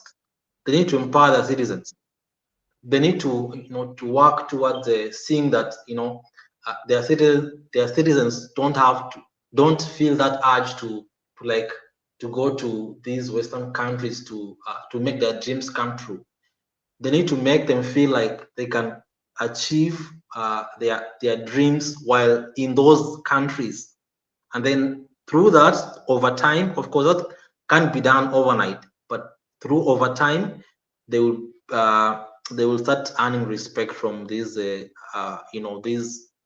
Western leaders. And even a time might come when a president of an African country, so let's say they go to the UK, let's say for a king's coronation, they might even be given their own motorcade. But that time isn't now, because right now it's just African countries don't have much, like people can just ignore them, like nobody takes them seriously because they have proven that they don't know how to govern themselves, in short. All right. I don't Now, let me do this. Sorry, I'm muting you, sir, because of the echo. I want to come to something else that you fine gentlemen, I wanted to discuss and help me discuss this. It's about the housing issue. Of course, the courts put a stop to it. I'll be playing just now what the MPs from Kenya Kwanza have decided to do in as far as that is concerned. But there is a statement by one Pauline Joroge, which equally was trending today. And many say that what she said has some truth in it. She was trying to expose some cartels and some people who are beneficiaries of this housing levy and the ones who feel very aggrieved if it were to stop. I want to listen to this. And Cosmos, I'll be coming to you and Mr. G with two questions pertaining this. Then we go to what UDA guy said. There is a court ruling on affordable housing, and it has become almost very personal. The fight is almost personal. So wakienda kwa rally na kwa juu ya magari wanasema the reason they are fighting is because they want to use that program to create employment for our young people. But do you know why that is a lie? If they really cared about creating employment for our young people, vile waliingia kwa serikali, kuna vitu wangeanza kufanya. Ya kwanza ni kuensure bei ya mafuta haipandi. La pili ni kuensure that production of commodities has gone down. If you want to create employment, manufacturing is a key factor in any country in creating employment. Lakini sasa waliingia wakaanza kuimport kila kitu kutoka nje. Cartels zikashikana, cartels of friends of the president wakashikana, wakaleta mafuta. Si ndio walifanya mafuta ya kupika, they brought edible oil. What happened? Companies that produce edible oil had to fire people, had to retrench because they can no longer afford to they can no longer afford to pay employees because they are not, whatever they are producing is not being bought. So how can they be telling us they are creating employment, yet zile kampuni ziko zina produce kutoka hapa nchini zinahaa kufunga ama zinahaa kuretrench sababu mmeenda mmeleta kila kitu kutoka nje. Kule Mwea wakulima walikuwa wanalia, tuko na mchele yetu hapa, tumepanda, tumevuna, lakini mchele inaletwa kutoka wapi? Kutoka nje. Duty free. People make billions with those duty free importation. Mkulima alikuwa beti ameajiri watu 3 4 sababu wanapanda mchele, akahapu wafanya nini? Akahapu kukotoa kazi. So everything they have done systematically, they have been reducing employment in this country. They have been leading to their actions have led to closing of companies retrenching, but they are telling us they are building houses. And we know the reason they are very personal about that issue of affordable housing ni sababu wamejipatia supply ya hizo vitu zote zitajenga hizo nyumba. Mambo ya simiti ni wao, mambo ya zile steel zitatumika ni yao. Hivyo they have given themselves all those tenders to supply for the building of those houses, of that housing project. Wakituambia ni ati employment wanataka to create. If they want to create employment in this country, let them work on the dollar so that investors can keep coming. Let them work on reducing the cost of production in this country so that different companies, manufacturing can thrive in this country, cottage industries can thrive in this country, and when they make the business environment work, we will not need them to build houses or to tax people to build houses in the name of their creating employment. If they allow the business environment to work, if they make the cost of doing business in this country, come down, then the jobs will naturally come. But sasa kutuambia ati hii nyumba ndio italeta makazi, na ni wao wanajitekelezea kazi, ni hata mgani ataweza kununua nyumba for 3 million. It's all a lie, it's all manipulation. Right. There's a lot she has said, and it really made and resonated with many. One of the things she has said, and I think it's true, when we had drought, we saw the government allow duty-free products. Sugar, you remember, ikaleta scandal. Mafuta, edible oil, you remember, ikaleta scandal. In fact, mpaka wakaleta ingine yenye haikuwa fit for human consumption. So, and eventually, mkulima mwenye alikuwa na food, chakula yake bado it will still be very competitive in the market kwa sababu itakuja ishindane na hii chakula ambayo imeingia duty free. Now she was asking, how was that creating jobs? Mr. G, when you look at some of the actions from this government, some have really cost us billions of shillings, if not trillions, because some actions have only benefited a few. Before even I come to the housing question, which is asking, because I've always wanted to ask this question, that we are building houses. Have you seen tenders advertised in the in government notices or gazette notices or in newspapers or even on TV for people to apply, for companies to send in their bids, so as we get those who will supply at affordable prices and make that process competitive? Ama, how was the process initially? Because some of these things ni maswali sugu ambazo anauliza, because are we benefiting a few in the name of affordable houses, in the name of duty-free importation, at the expense of our mwananchi, the farmer, mwananchi, the investor, mwananchi, the builder, mwananchi, the supplier, mwananchi, the industries in Kenya? Eventually, we are still saying we are doing, or what we are doing, we are creating jobs. Do you agree with her sentiments, Mr. G? I resonate with what Pauline is saying. She's saying, Mr. Jakes, this issue, like, let's talk about the oil issue. The oil issue, do you know that when they brought in those oil, your mafuta, the companies, zilikuwa affected. Like in Mombasa, we have a company called Kapa Oil Refinery, ambao huwa inatengeneza mafuta. ya mboga. It was affected, in fact watu walifutwa kazi kwa sababu ilikuwa iwezi kuuza mafuta yake tena. A lot of companies zilikuwa affected. So I resonate with what Pauline is saying, but before I continue, there's something ambao Gudi amesema on the issue of Queen Elizabeth and the burial. I can tell Gudi ya kuwa Joe Biden aliattend that funeral. Hakutuma mtu, walikuwa na bibi yake na aliattend that funeral. Okay, going back to what you have asked,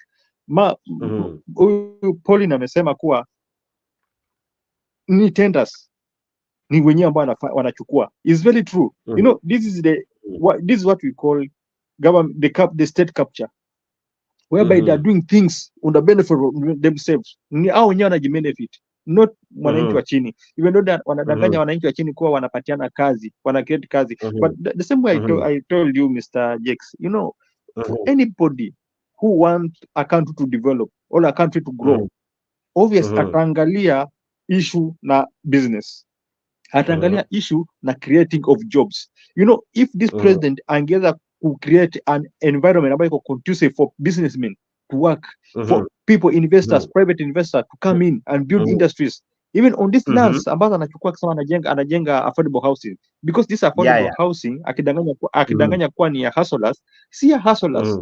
No hustler ataweza kuchukua, ataweza pata 350,000 akuja peana deposit ya kuishi kwa hiyo nyumba. Hakuna hustler hata manage kulipa 12,000 every month. Huyu mtu ambaye hawezi pata 1,000 a day hataweza kupata hiyo. So the affordable housing ambayo anaongea, this is just a scam. What Pauline is saying ni kuwa angeangalia create conducive environment for businessmen and private sectors, wa come in, wa build industries, wajenge companies whereby our people can be employed na wapate a permanent solution on the issue of mambo ya kazi. People have learned, have degrees, have credentials. Watu wameenda shuleni, wameenda colleges. You cannot tell me that mtu ataenda some university apate credentials zake amalize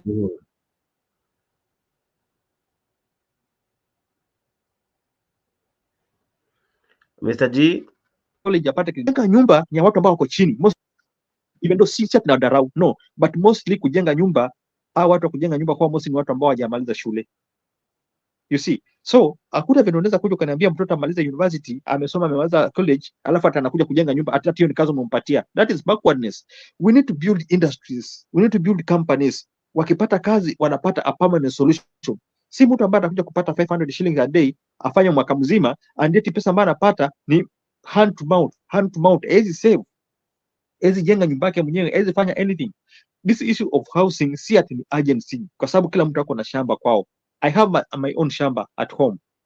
Hata kama bado sijamaliza kujenga ama sijaanza hata kujenga, but I have my own shamba. So hiyo isikue kama ni first priority. As much as we want to grow, we want to have to live in a affordable housing, but we need first of all to put our people in a place whereby they can, and wanaweza kujitegemea wenyewe by giving them a permanent solution, which is a good job, a permanent job.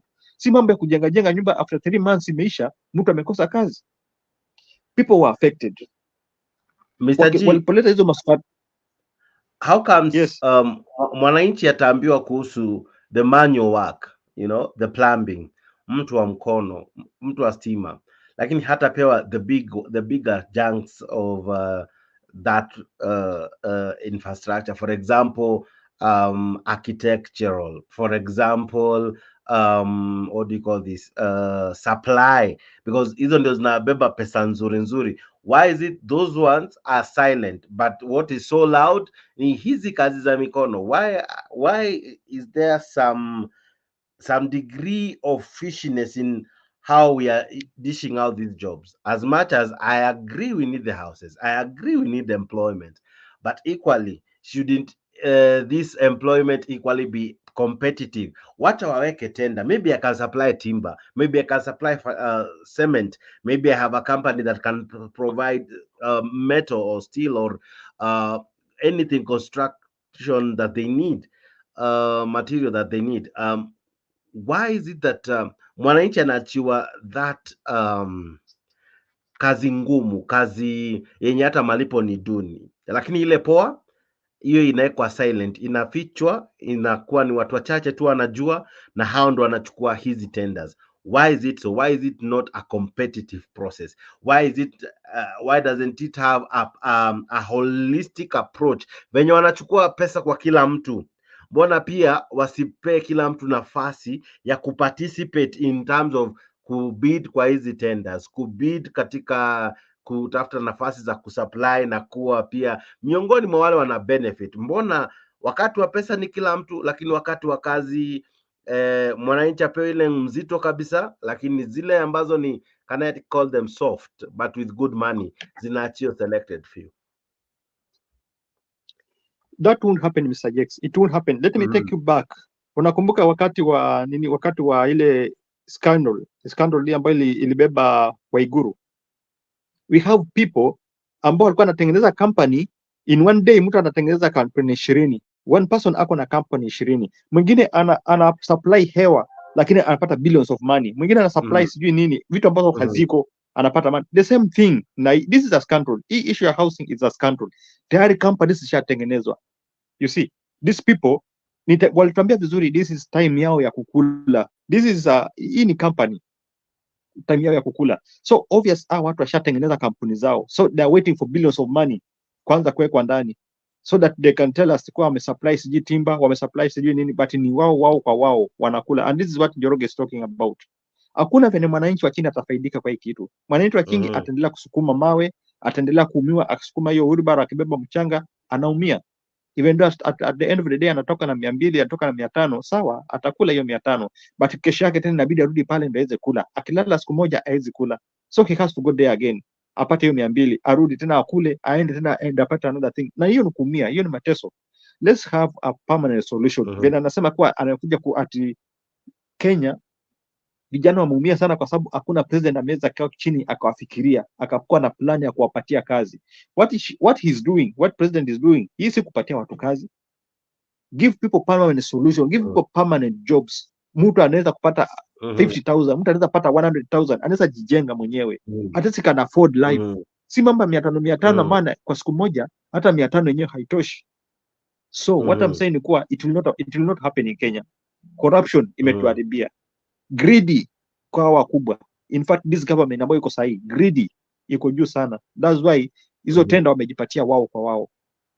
Mwananchi wa chini hawezi pata. So they have to eat money. Ni time yao kukula.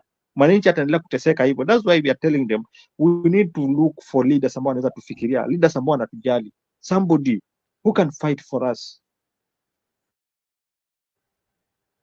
Na Mr. G, kuna hii part ingine ya kwamba our economy literally has had some various challenges. Why can't we address some of them as a matter of urgency? For example, the issue of the dollar, and of course someone would say dollar it improved tukianza kuwa na more exports. But then again, are we even doing so much? Are we working very hard to increase our exports?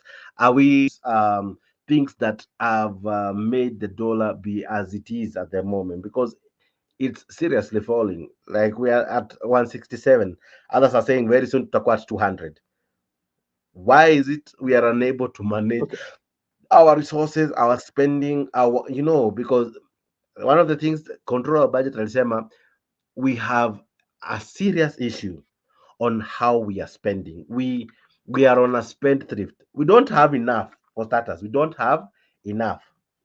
And what we have, we spend it on things that can wait, like renovating the State House. That's the president yuko sahi. So exactly. We don't even need to renovate it. Now, in any case, he has, So what do you make look of at it? that Because issue of so many things that we can do to reduce spending, equally to strengthen our economy and even improve that. What do you make of all that? Like this issue of renovation, State House renovation. I don't think if it is necessary. Because I will see there's a leakage in State House. There's no leakage in State House, but they're using billions of money. But before you continue, Mr. Jex, I have seen my friend in JKIA. Yeah, okay. But before we come to that, Mr. Jex, before we come to that, nimeona rafiki yangu pale Ruto. As much as we disagree in ideology, we don't believe in same things. Nilikuwa na encourage aweze kuingia leo because he's the person ambaye amekuwa akisema kuwa housing is a game changer. So Ruto, as much as we don't agree in many things, just ingia kwa show leo utuexplainia tujue hii game changer ya hii housing. ni nini, niweza kukuelewa vizuri. Okay, going back to what you said.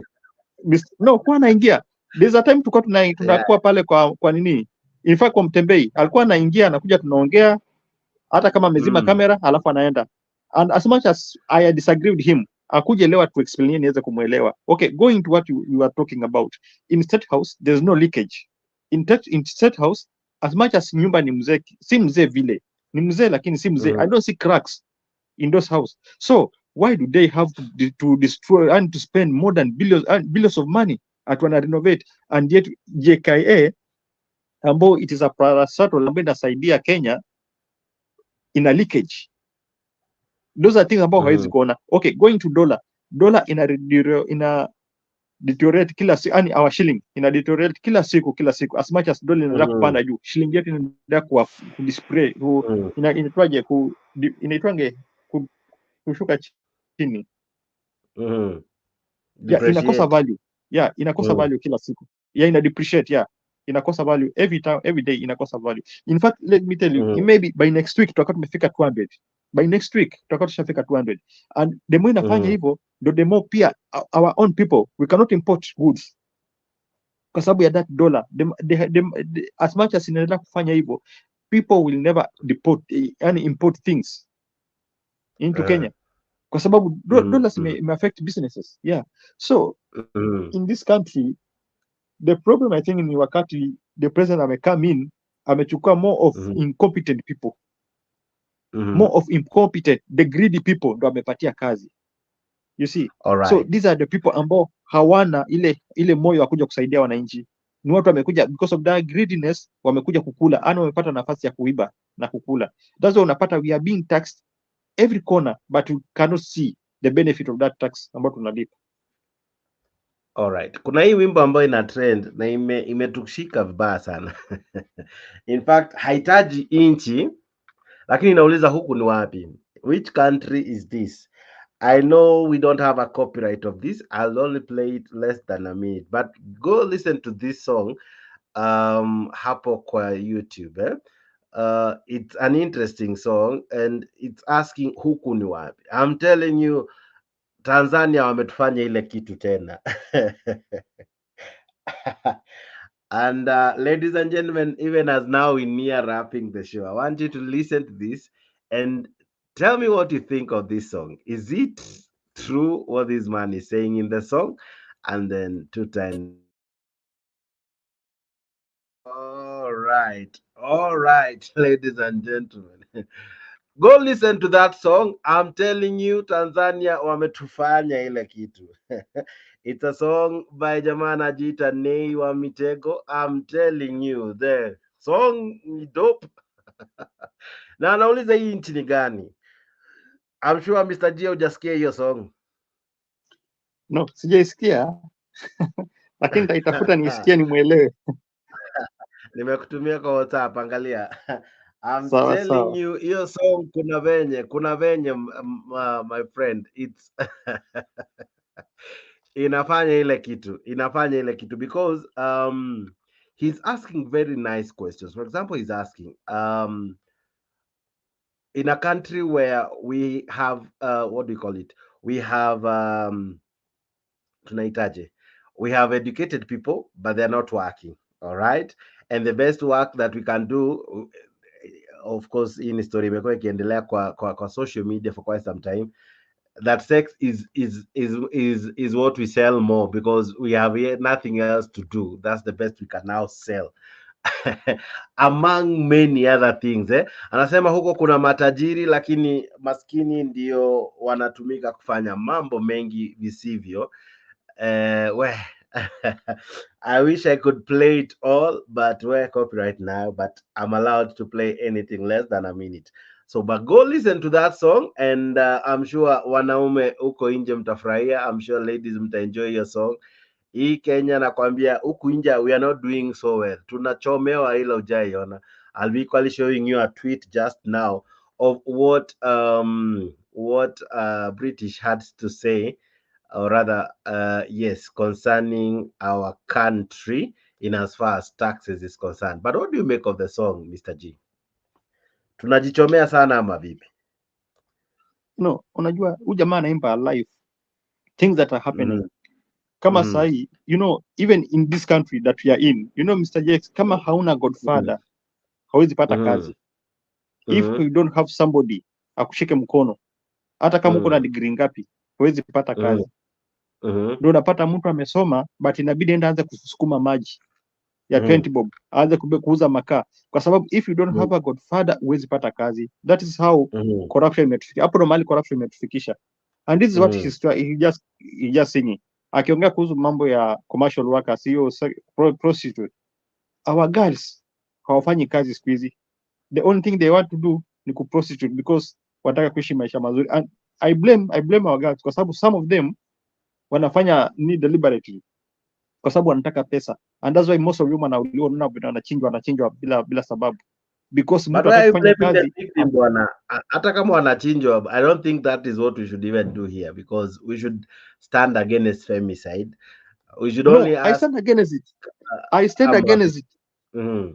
Yes, I stand against it. I'm not supporting. I don't support it. What I'm saying ni kwa I blame our young girls ambao wanaingia kwa hivi vitu kwa sababu ya pesa. You see, mtu amedanganya atanapewa 300,000. Unaenda kwa A&B, atunaenda kukaa na mwanaume amekudanganya kwa sababu anakuja kupatia pesa, unaenda kule hata mtu haumjui. This is what I'm talking against. It's not that I'm advocating for things ziendelee. No, I'm against wasichana wetu kuuliwa. Bro, hii game lazima tujuane. Hii game inashika anywhere. I don't know. Sijui kama ni Jake amesema hiyo statement, but anyway. No, but Jake, in our country hakuna kazi. Unaona, in our country hakuna kazi. Yeah, in our country kupata kazi mpaka ushikwe na mtu. Now unapata watu kwa sababu ya hiyo hali wameamua kujiingiza mpaka kwa prostitute. Wanaamua kujiingiza kwa prostitute. Kuja hapa Mombasa. You find young girls 15 years, 12 years, less than 20 years wamechukua wazee, wazungu hao wazee. Ndio wanatembea nao siku hizi kwa sababu ya pesa. Yeah. Kwa sababu ya pesa. And now the thing ambao huyu jamaa anaimba is the reality ambayo iko on the ground. Life imebadilika siku hizi. Well, I'm telling you, your song will slap. Your song will slap. You need to listen to it. It's an interesting song. It's a song ambayo it made my evening. Listen to it and then we see what happens after umeskiza. Kuna kitu nilikuwa nataka kupost kidogo tu. I want to showcase this one. What some Britons were saying. Walikuwa wanahurumia Kenya na taxation yetu. I don't know where nimeweka hiyo post. Iko kwa Twitter, but I cannot find it. Nilikuwa download before for the show. Oh yeah, I think I've seen it. Yeah, but let me screenshot it so that I use it as a photo. All right. Now here we go. Now wadau, go listen to that song. Ni by Nei Wamitigo. I'm telling you that song. Hiyo song imeslap. Hiyo song imefanya ile kitu, and no, mimi hapa kama Jakes, I love vitu ambazo zinafanya ile kitu. Alright, okay, so now Mr. G, what imagine sauti zetu zimefika this far. I want to show you this photo. Nime screenshot from NTV, but it's a tweet from kidogo tu, sorry, ina telling you hizi mitambo saa zingine zinakuangushanga, saa zinataka ziwe very fast. All right, there we go. Britain protest Kenya high taxes on its whiskers. What do you make of that tweet?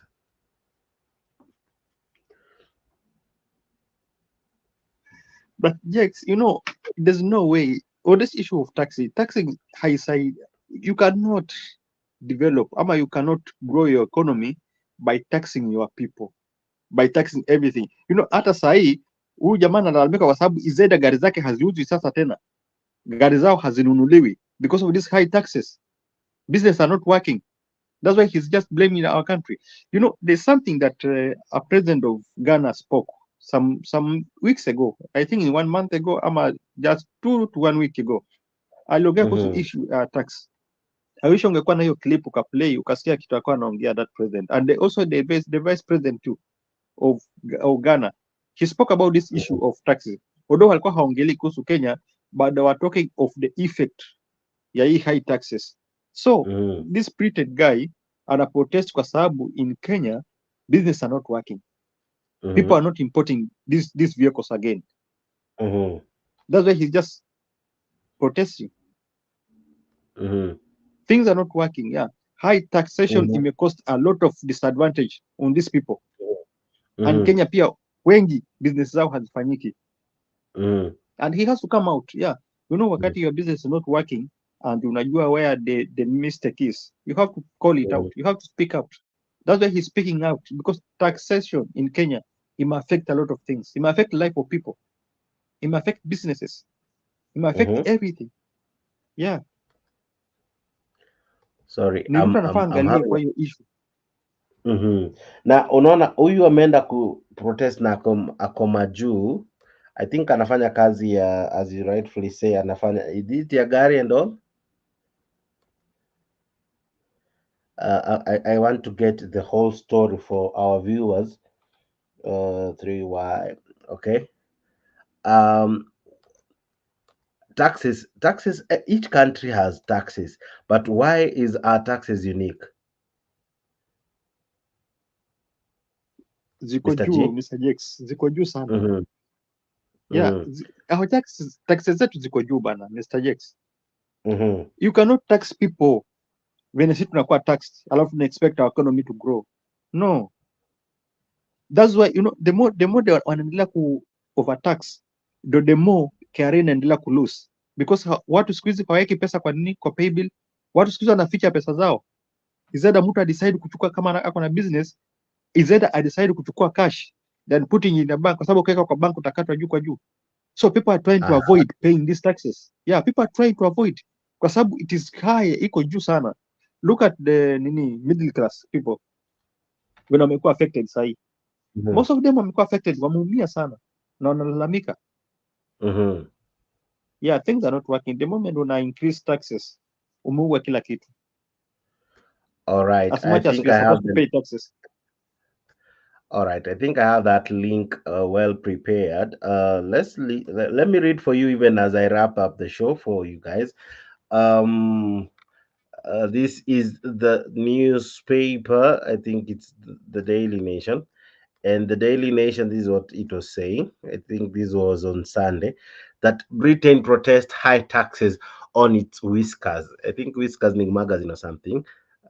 It's whiskers and cars, something like that. The United Kingdom has made an official complaint over the high import duty Kenya charged on some of its products. A senior government official said, in line with East African Community,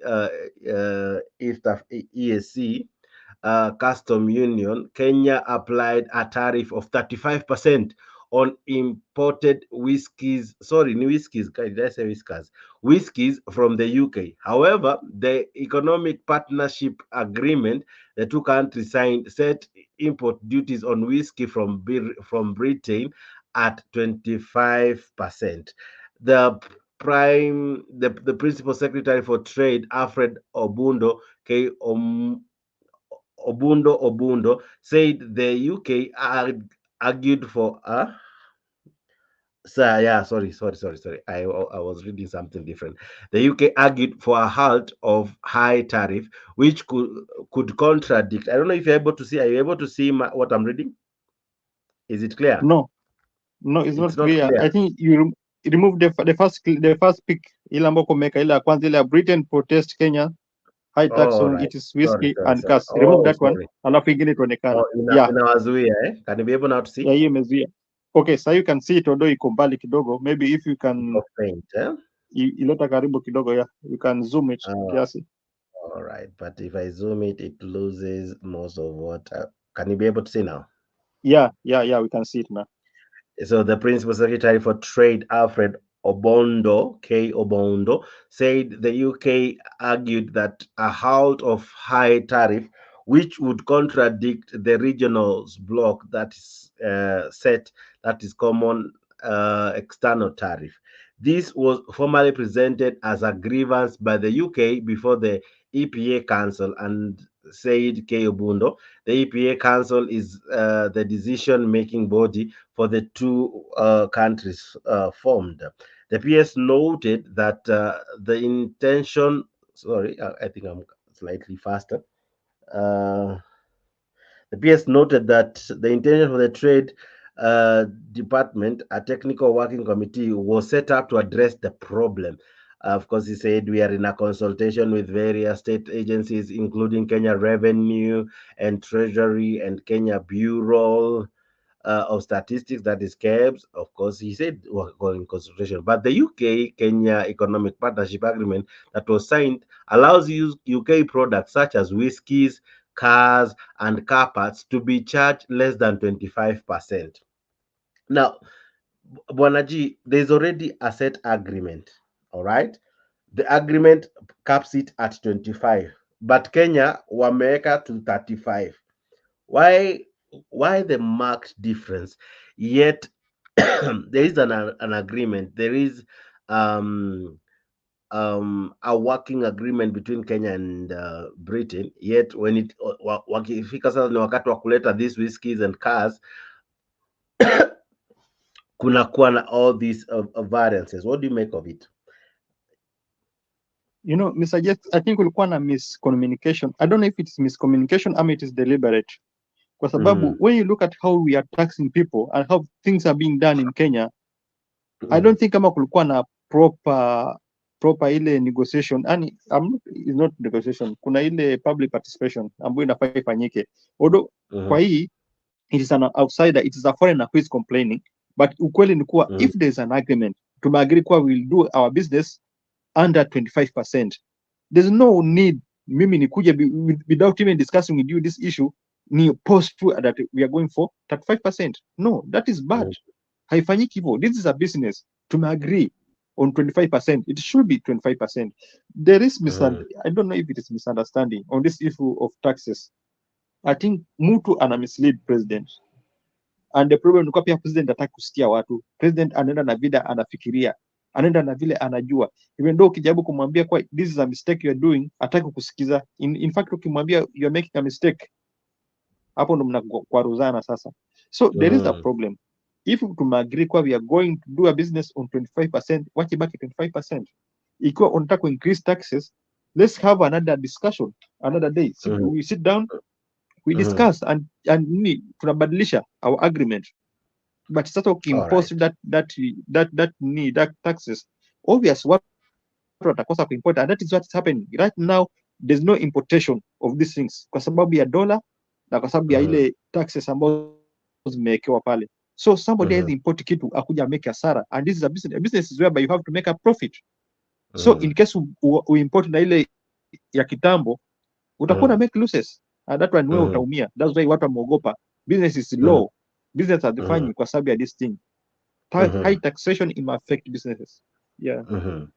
Now the final topic ambao pia imekuwa ikitrend tangu jana is we were to discuss this yesterday, but we were overtaken by events of things. This MP over here, I'm forgetting his good name. He's Mr. Ruben S. Mr. Ruben from Mogotio said something very interesting that rubbed many wrongly. Of course, we know the courts waliheld the housing levy and kutuma mapolisi Haiti and all that. But he went ahead and said, I think it's time tukate mgao ambao tunatuma kotini, or what goes to our courts. When you look at, or rather to the judiciary, the funds that are meant for the judiciary, of course many people have come and really bashed him. In fact, some are even saying the money they receive is not even enough for starters. In any case, they ought to be added. I want, before even I have you respond to this, I want us to listen to him because he makes very interesting remarks that have sent turn wagging and raised eyebrows everywhere, and equally angered and made others feel this was not called for. Let's listen to Mr. Ruben MP Mogotio. Ambayo ilikuwa Social Insurance Health Fund ilikuwa na nia ya kumeka UAC kuwa affordable kwa kila Mkenya. Mtu mwenye anaketi pale judiciary, mwenye ana mgonjwa kwa hospitali yenye anahangaika kupata pesa ya matibabu, anaenda kwenda kupinga hiyo bill. Plan ya housing ambao Wakenya wetu wengi wanaishi kwa manyumba mbaya na vijana wetu hawana ajira. Mtu mwenye ameketi kule judiciary anaenda kupinga yale bill sababu anataka kuonyesha executive ya kwamba ako na nguvu kuliko executive. Sisi pia parliament tuko na nguvu moja tulipewa kule bunge ya kutengeneza budget. Na bwana chair ya budget, nataka nikuombe, tunapotengeneza budget yenye inakuja, hii judiciary kukataa PF, tunakata budget yao yote mpaka wanapita baiskeli town wakitembea, ndio wajua kwamba maisha ya wale watu wagonjwa ina maana kama vile yao, na hiyo magari yao iko na AC iko na maana, na hiyo manyumba yao iko na AC iko na maana. Maisha ile kijana ana kazi iko na maana kama vile yeye mwenyewe anapatia medical cover. Mkenya yote anahitaji kupewa medical cover. Hiyo budget yao wakikataa kutii na kusikiza maneno, hii mwezi wa pili tunaenda the circle ya budget making, na tuko na nguvu tulipewa pia kikatiba ya kugawa pesa ya Kenya, na chairman yetu hapa tunyonge hiyo budget yao yote, wakuwa wanaomba maji na kutembea na miguu, ndio wajue vile Wakenya hawana kazi wanaishi.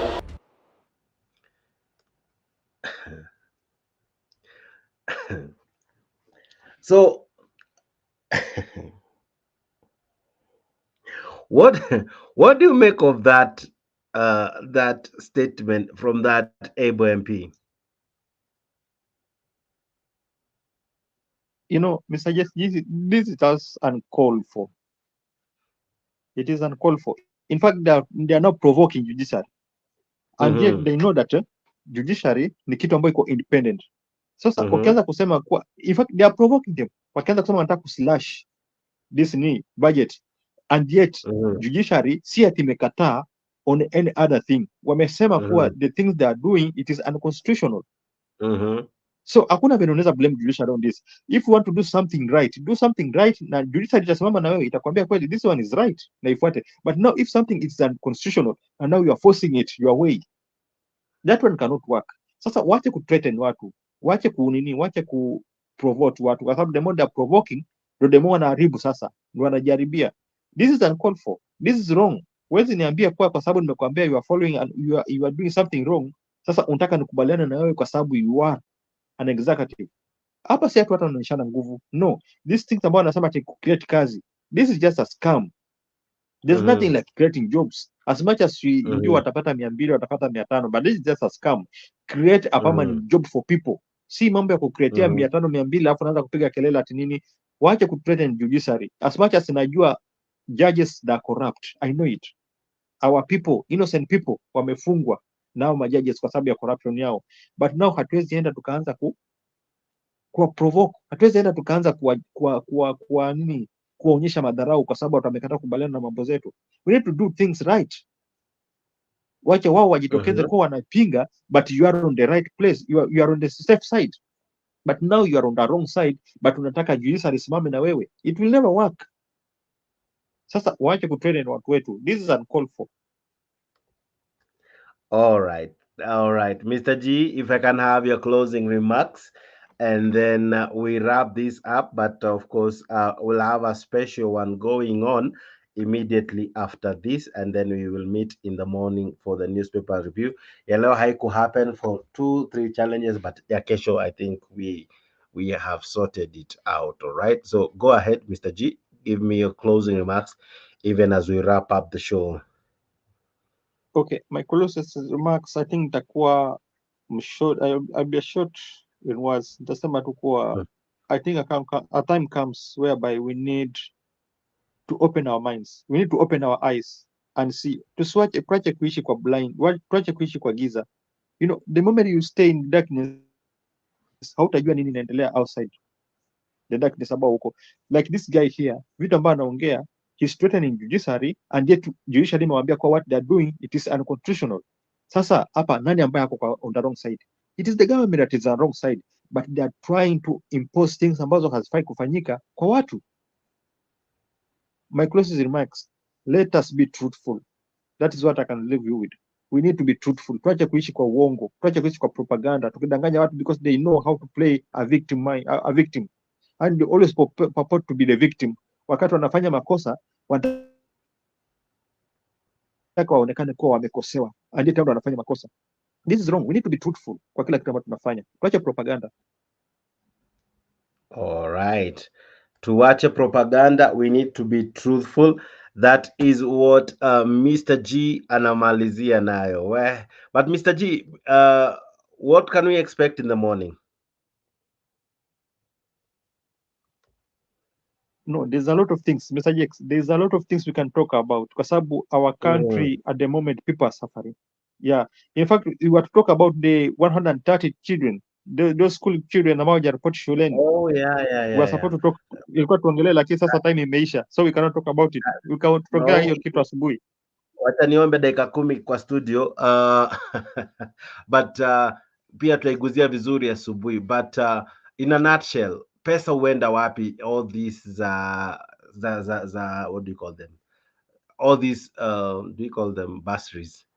Mbona hazifiki wale ambao the very vulnerable? Sometimes the cases we see kwa TV are so sad, and yet again zina happen in a way that hakuna mtu anaweza explain, kwa sababu ni sad sana, kwa sababu families zenye unaona they really deserve inaitwaje, they deserve that bursary au hawapati. So what is even the selection formula ya kuallocate hizi pesa? Do we go to the needy, ama some people are given who are almost equally able to pay the fee?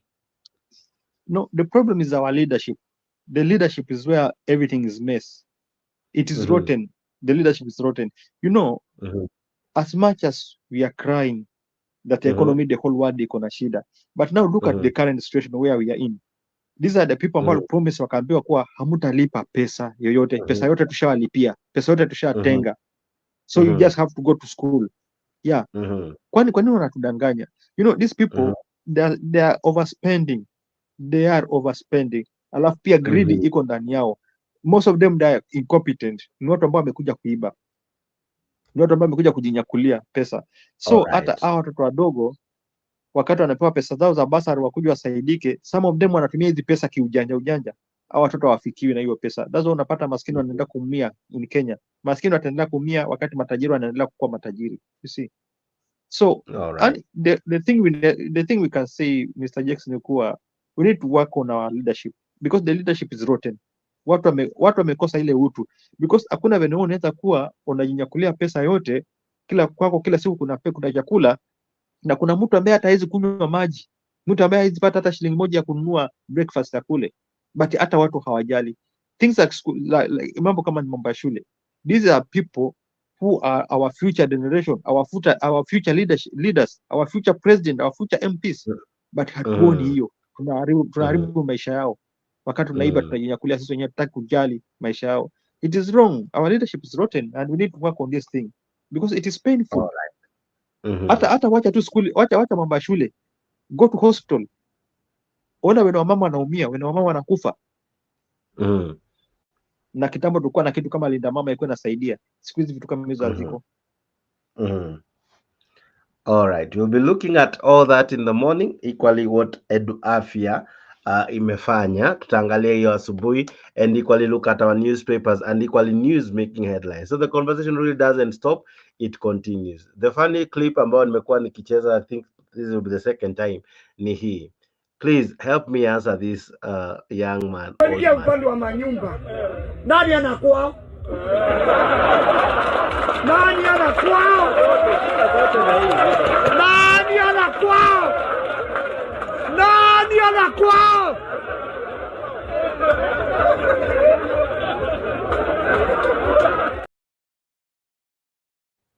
Please help me answer that, old man. Nani ana kwao? All right. Thank you very much. You know, that's the best question.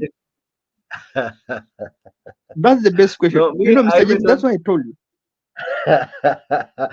Me, I even don't need the question. I love the facial expression. I love how he's emphasizing. I love the intonation and the tone of his voice. Exactly. Before I even respond, Mr. G, look at this. Upande wa manyumba. Nani ana kwao? Nani ana kwao? Nani ana kwao? Nani ana kwao?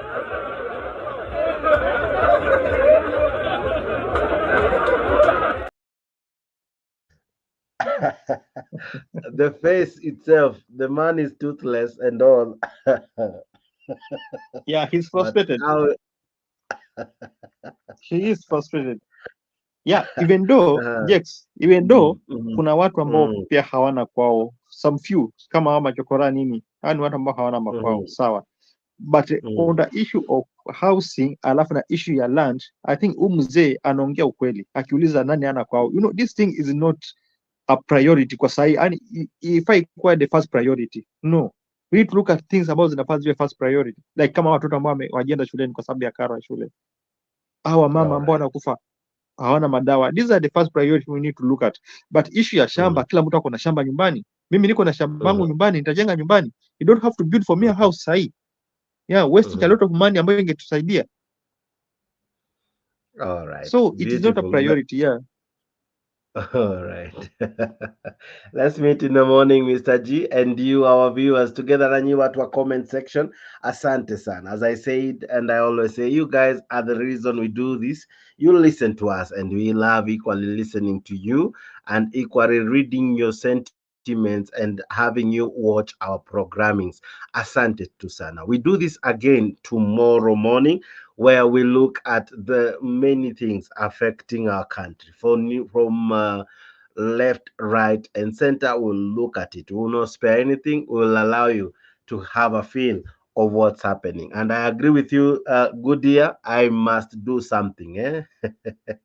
I know how it feels to wait and then it doesn't happen. I know the katka feeling. We'll do something, and tomorrow we'll definitely have the show. Thank you so much for being part of this. I am your host, Jex, the moderator. Let's do this tomorrow morning. All right. Thank you so much for being part of this conversation. See you. Thank you. It has been nice to have you. Tunasonga mbele watu wote wa Jamhuri Kenya yetu. Tunasonga mbele watu wote wa Jamhuri Kenya yetu. Haya sisi sote wananchi tushangilie. Eko Jamhuri, eko Jamhuri, eko Jamhuri Kenya yetu yaenda mbele. Eko Jamhuri, sote eko Jamhuri, eko Jamhuri Kenya yetu yaenda mbele. Mwaka wa 60 umefika, tangu Kenya iwe huru. Mwaka wa 60 umefika, tangu Kenya iwe huru. Haya sisi sote wananchi tushangilie. Eko Jamhuri, eko Jamhuri, sote eko Jamhuri Kenya yetu yaenda mbele. Eko Jamhuri, sote eko Jamhuri, eko Jamhuri Kenya yetu yaenda mbele. Kweli twaenda mbio, eko kote Kenya yaenda mbele. Eko kote kwa elimu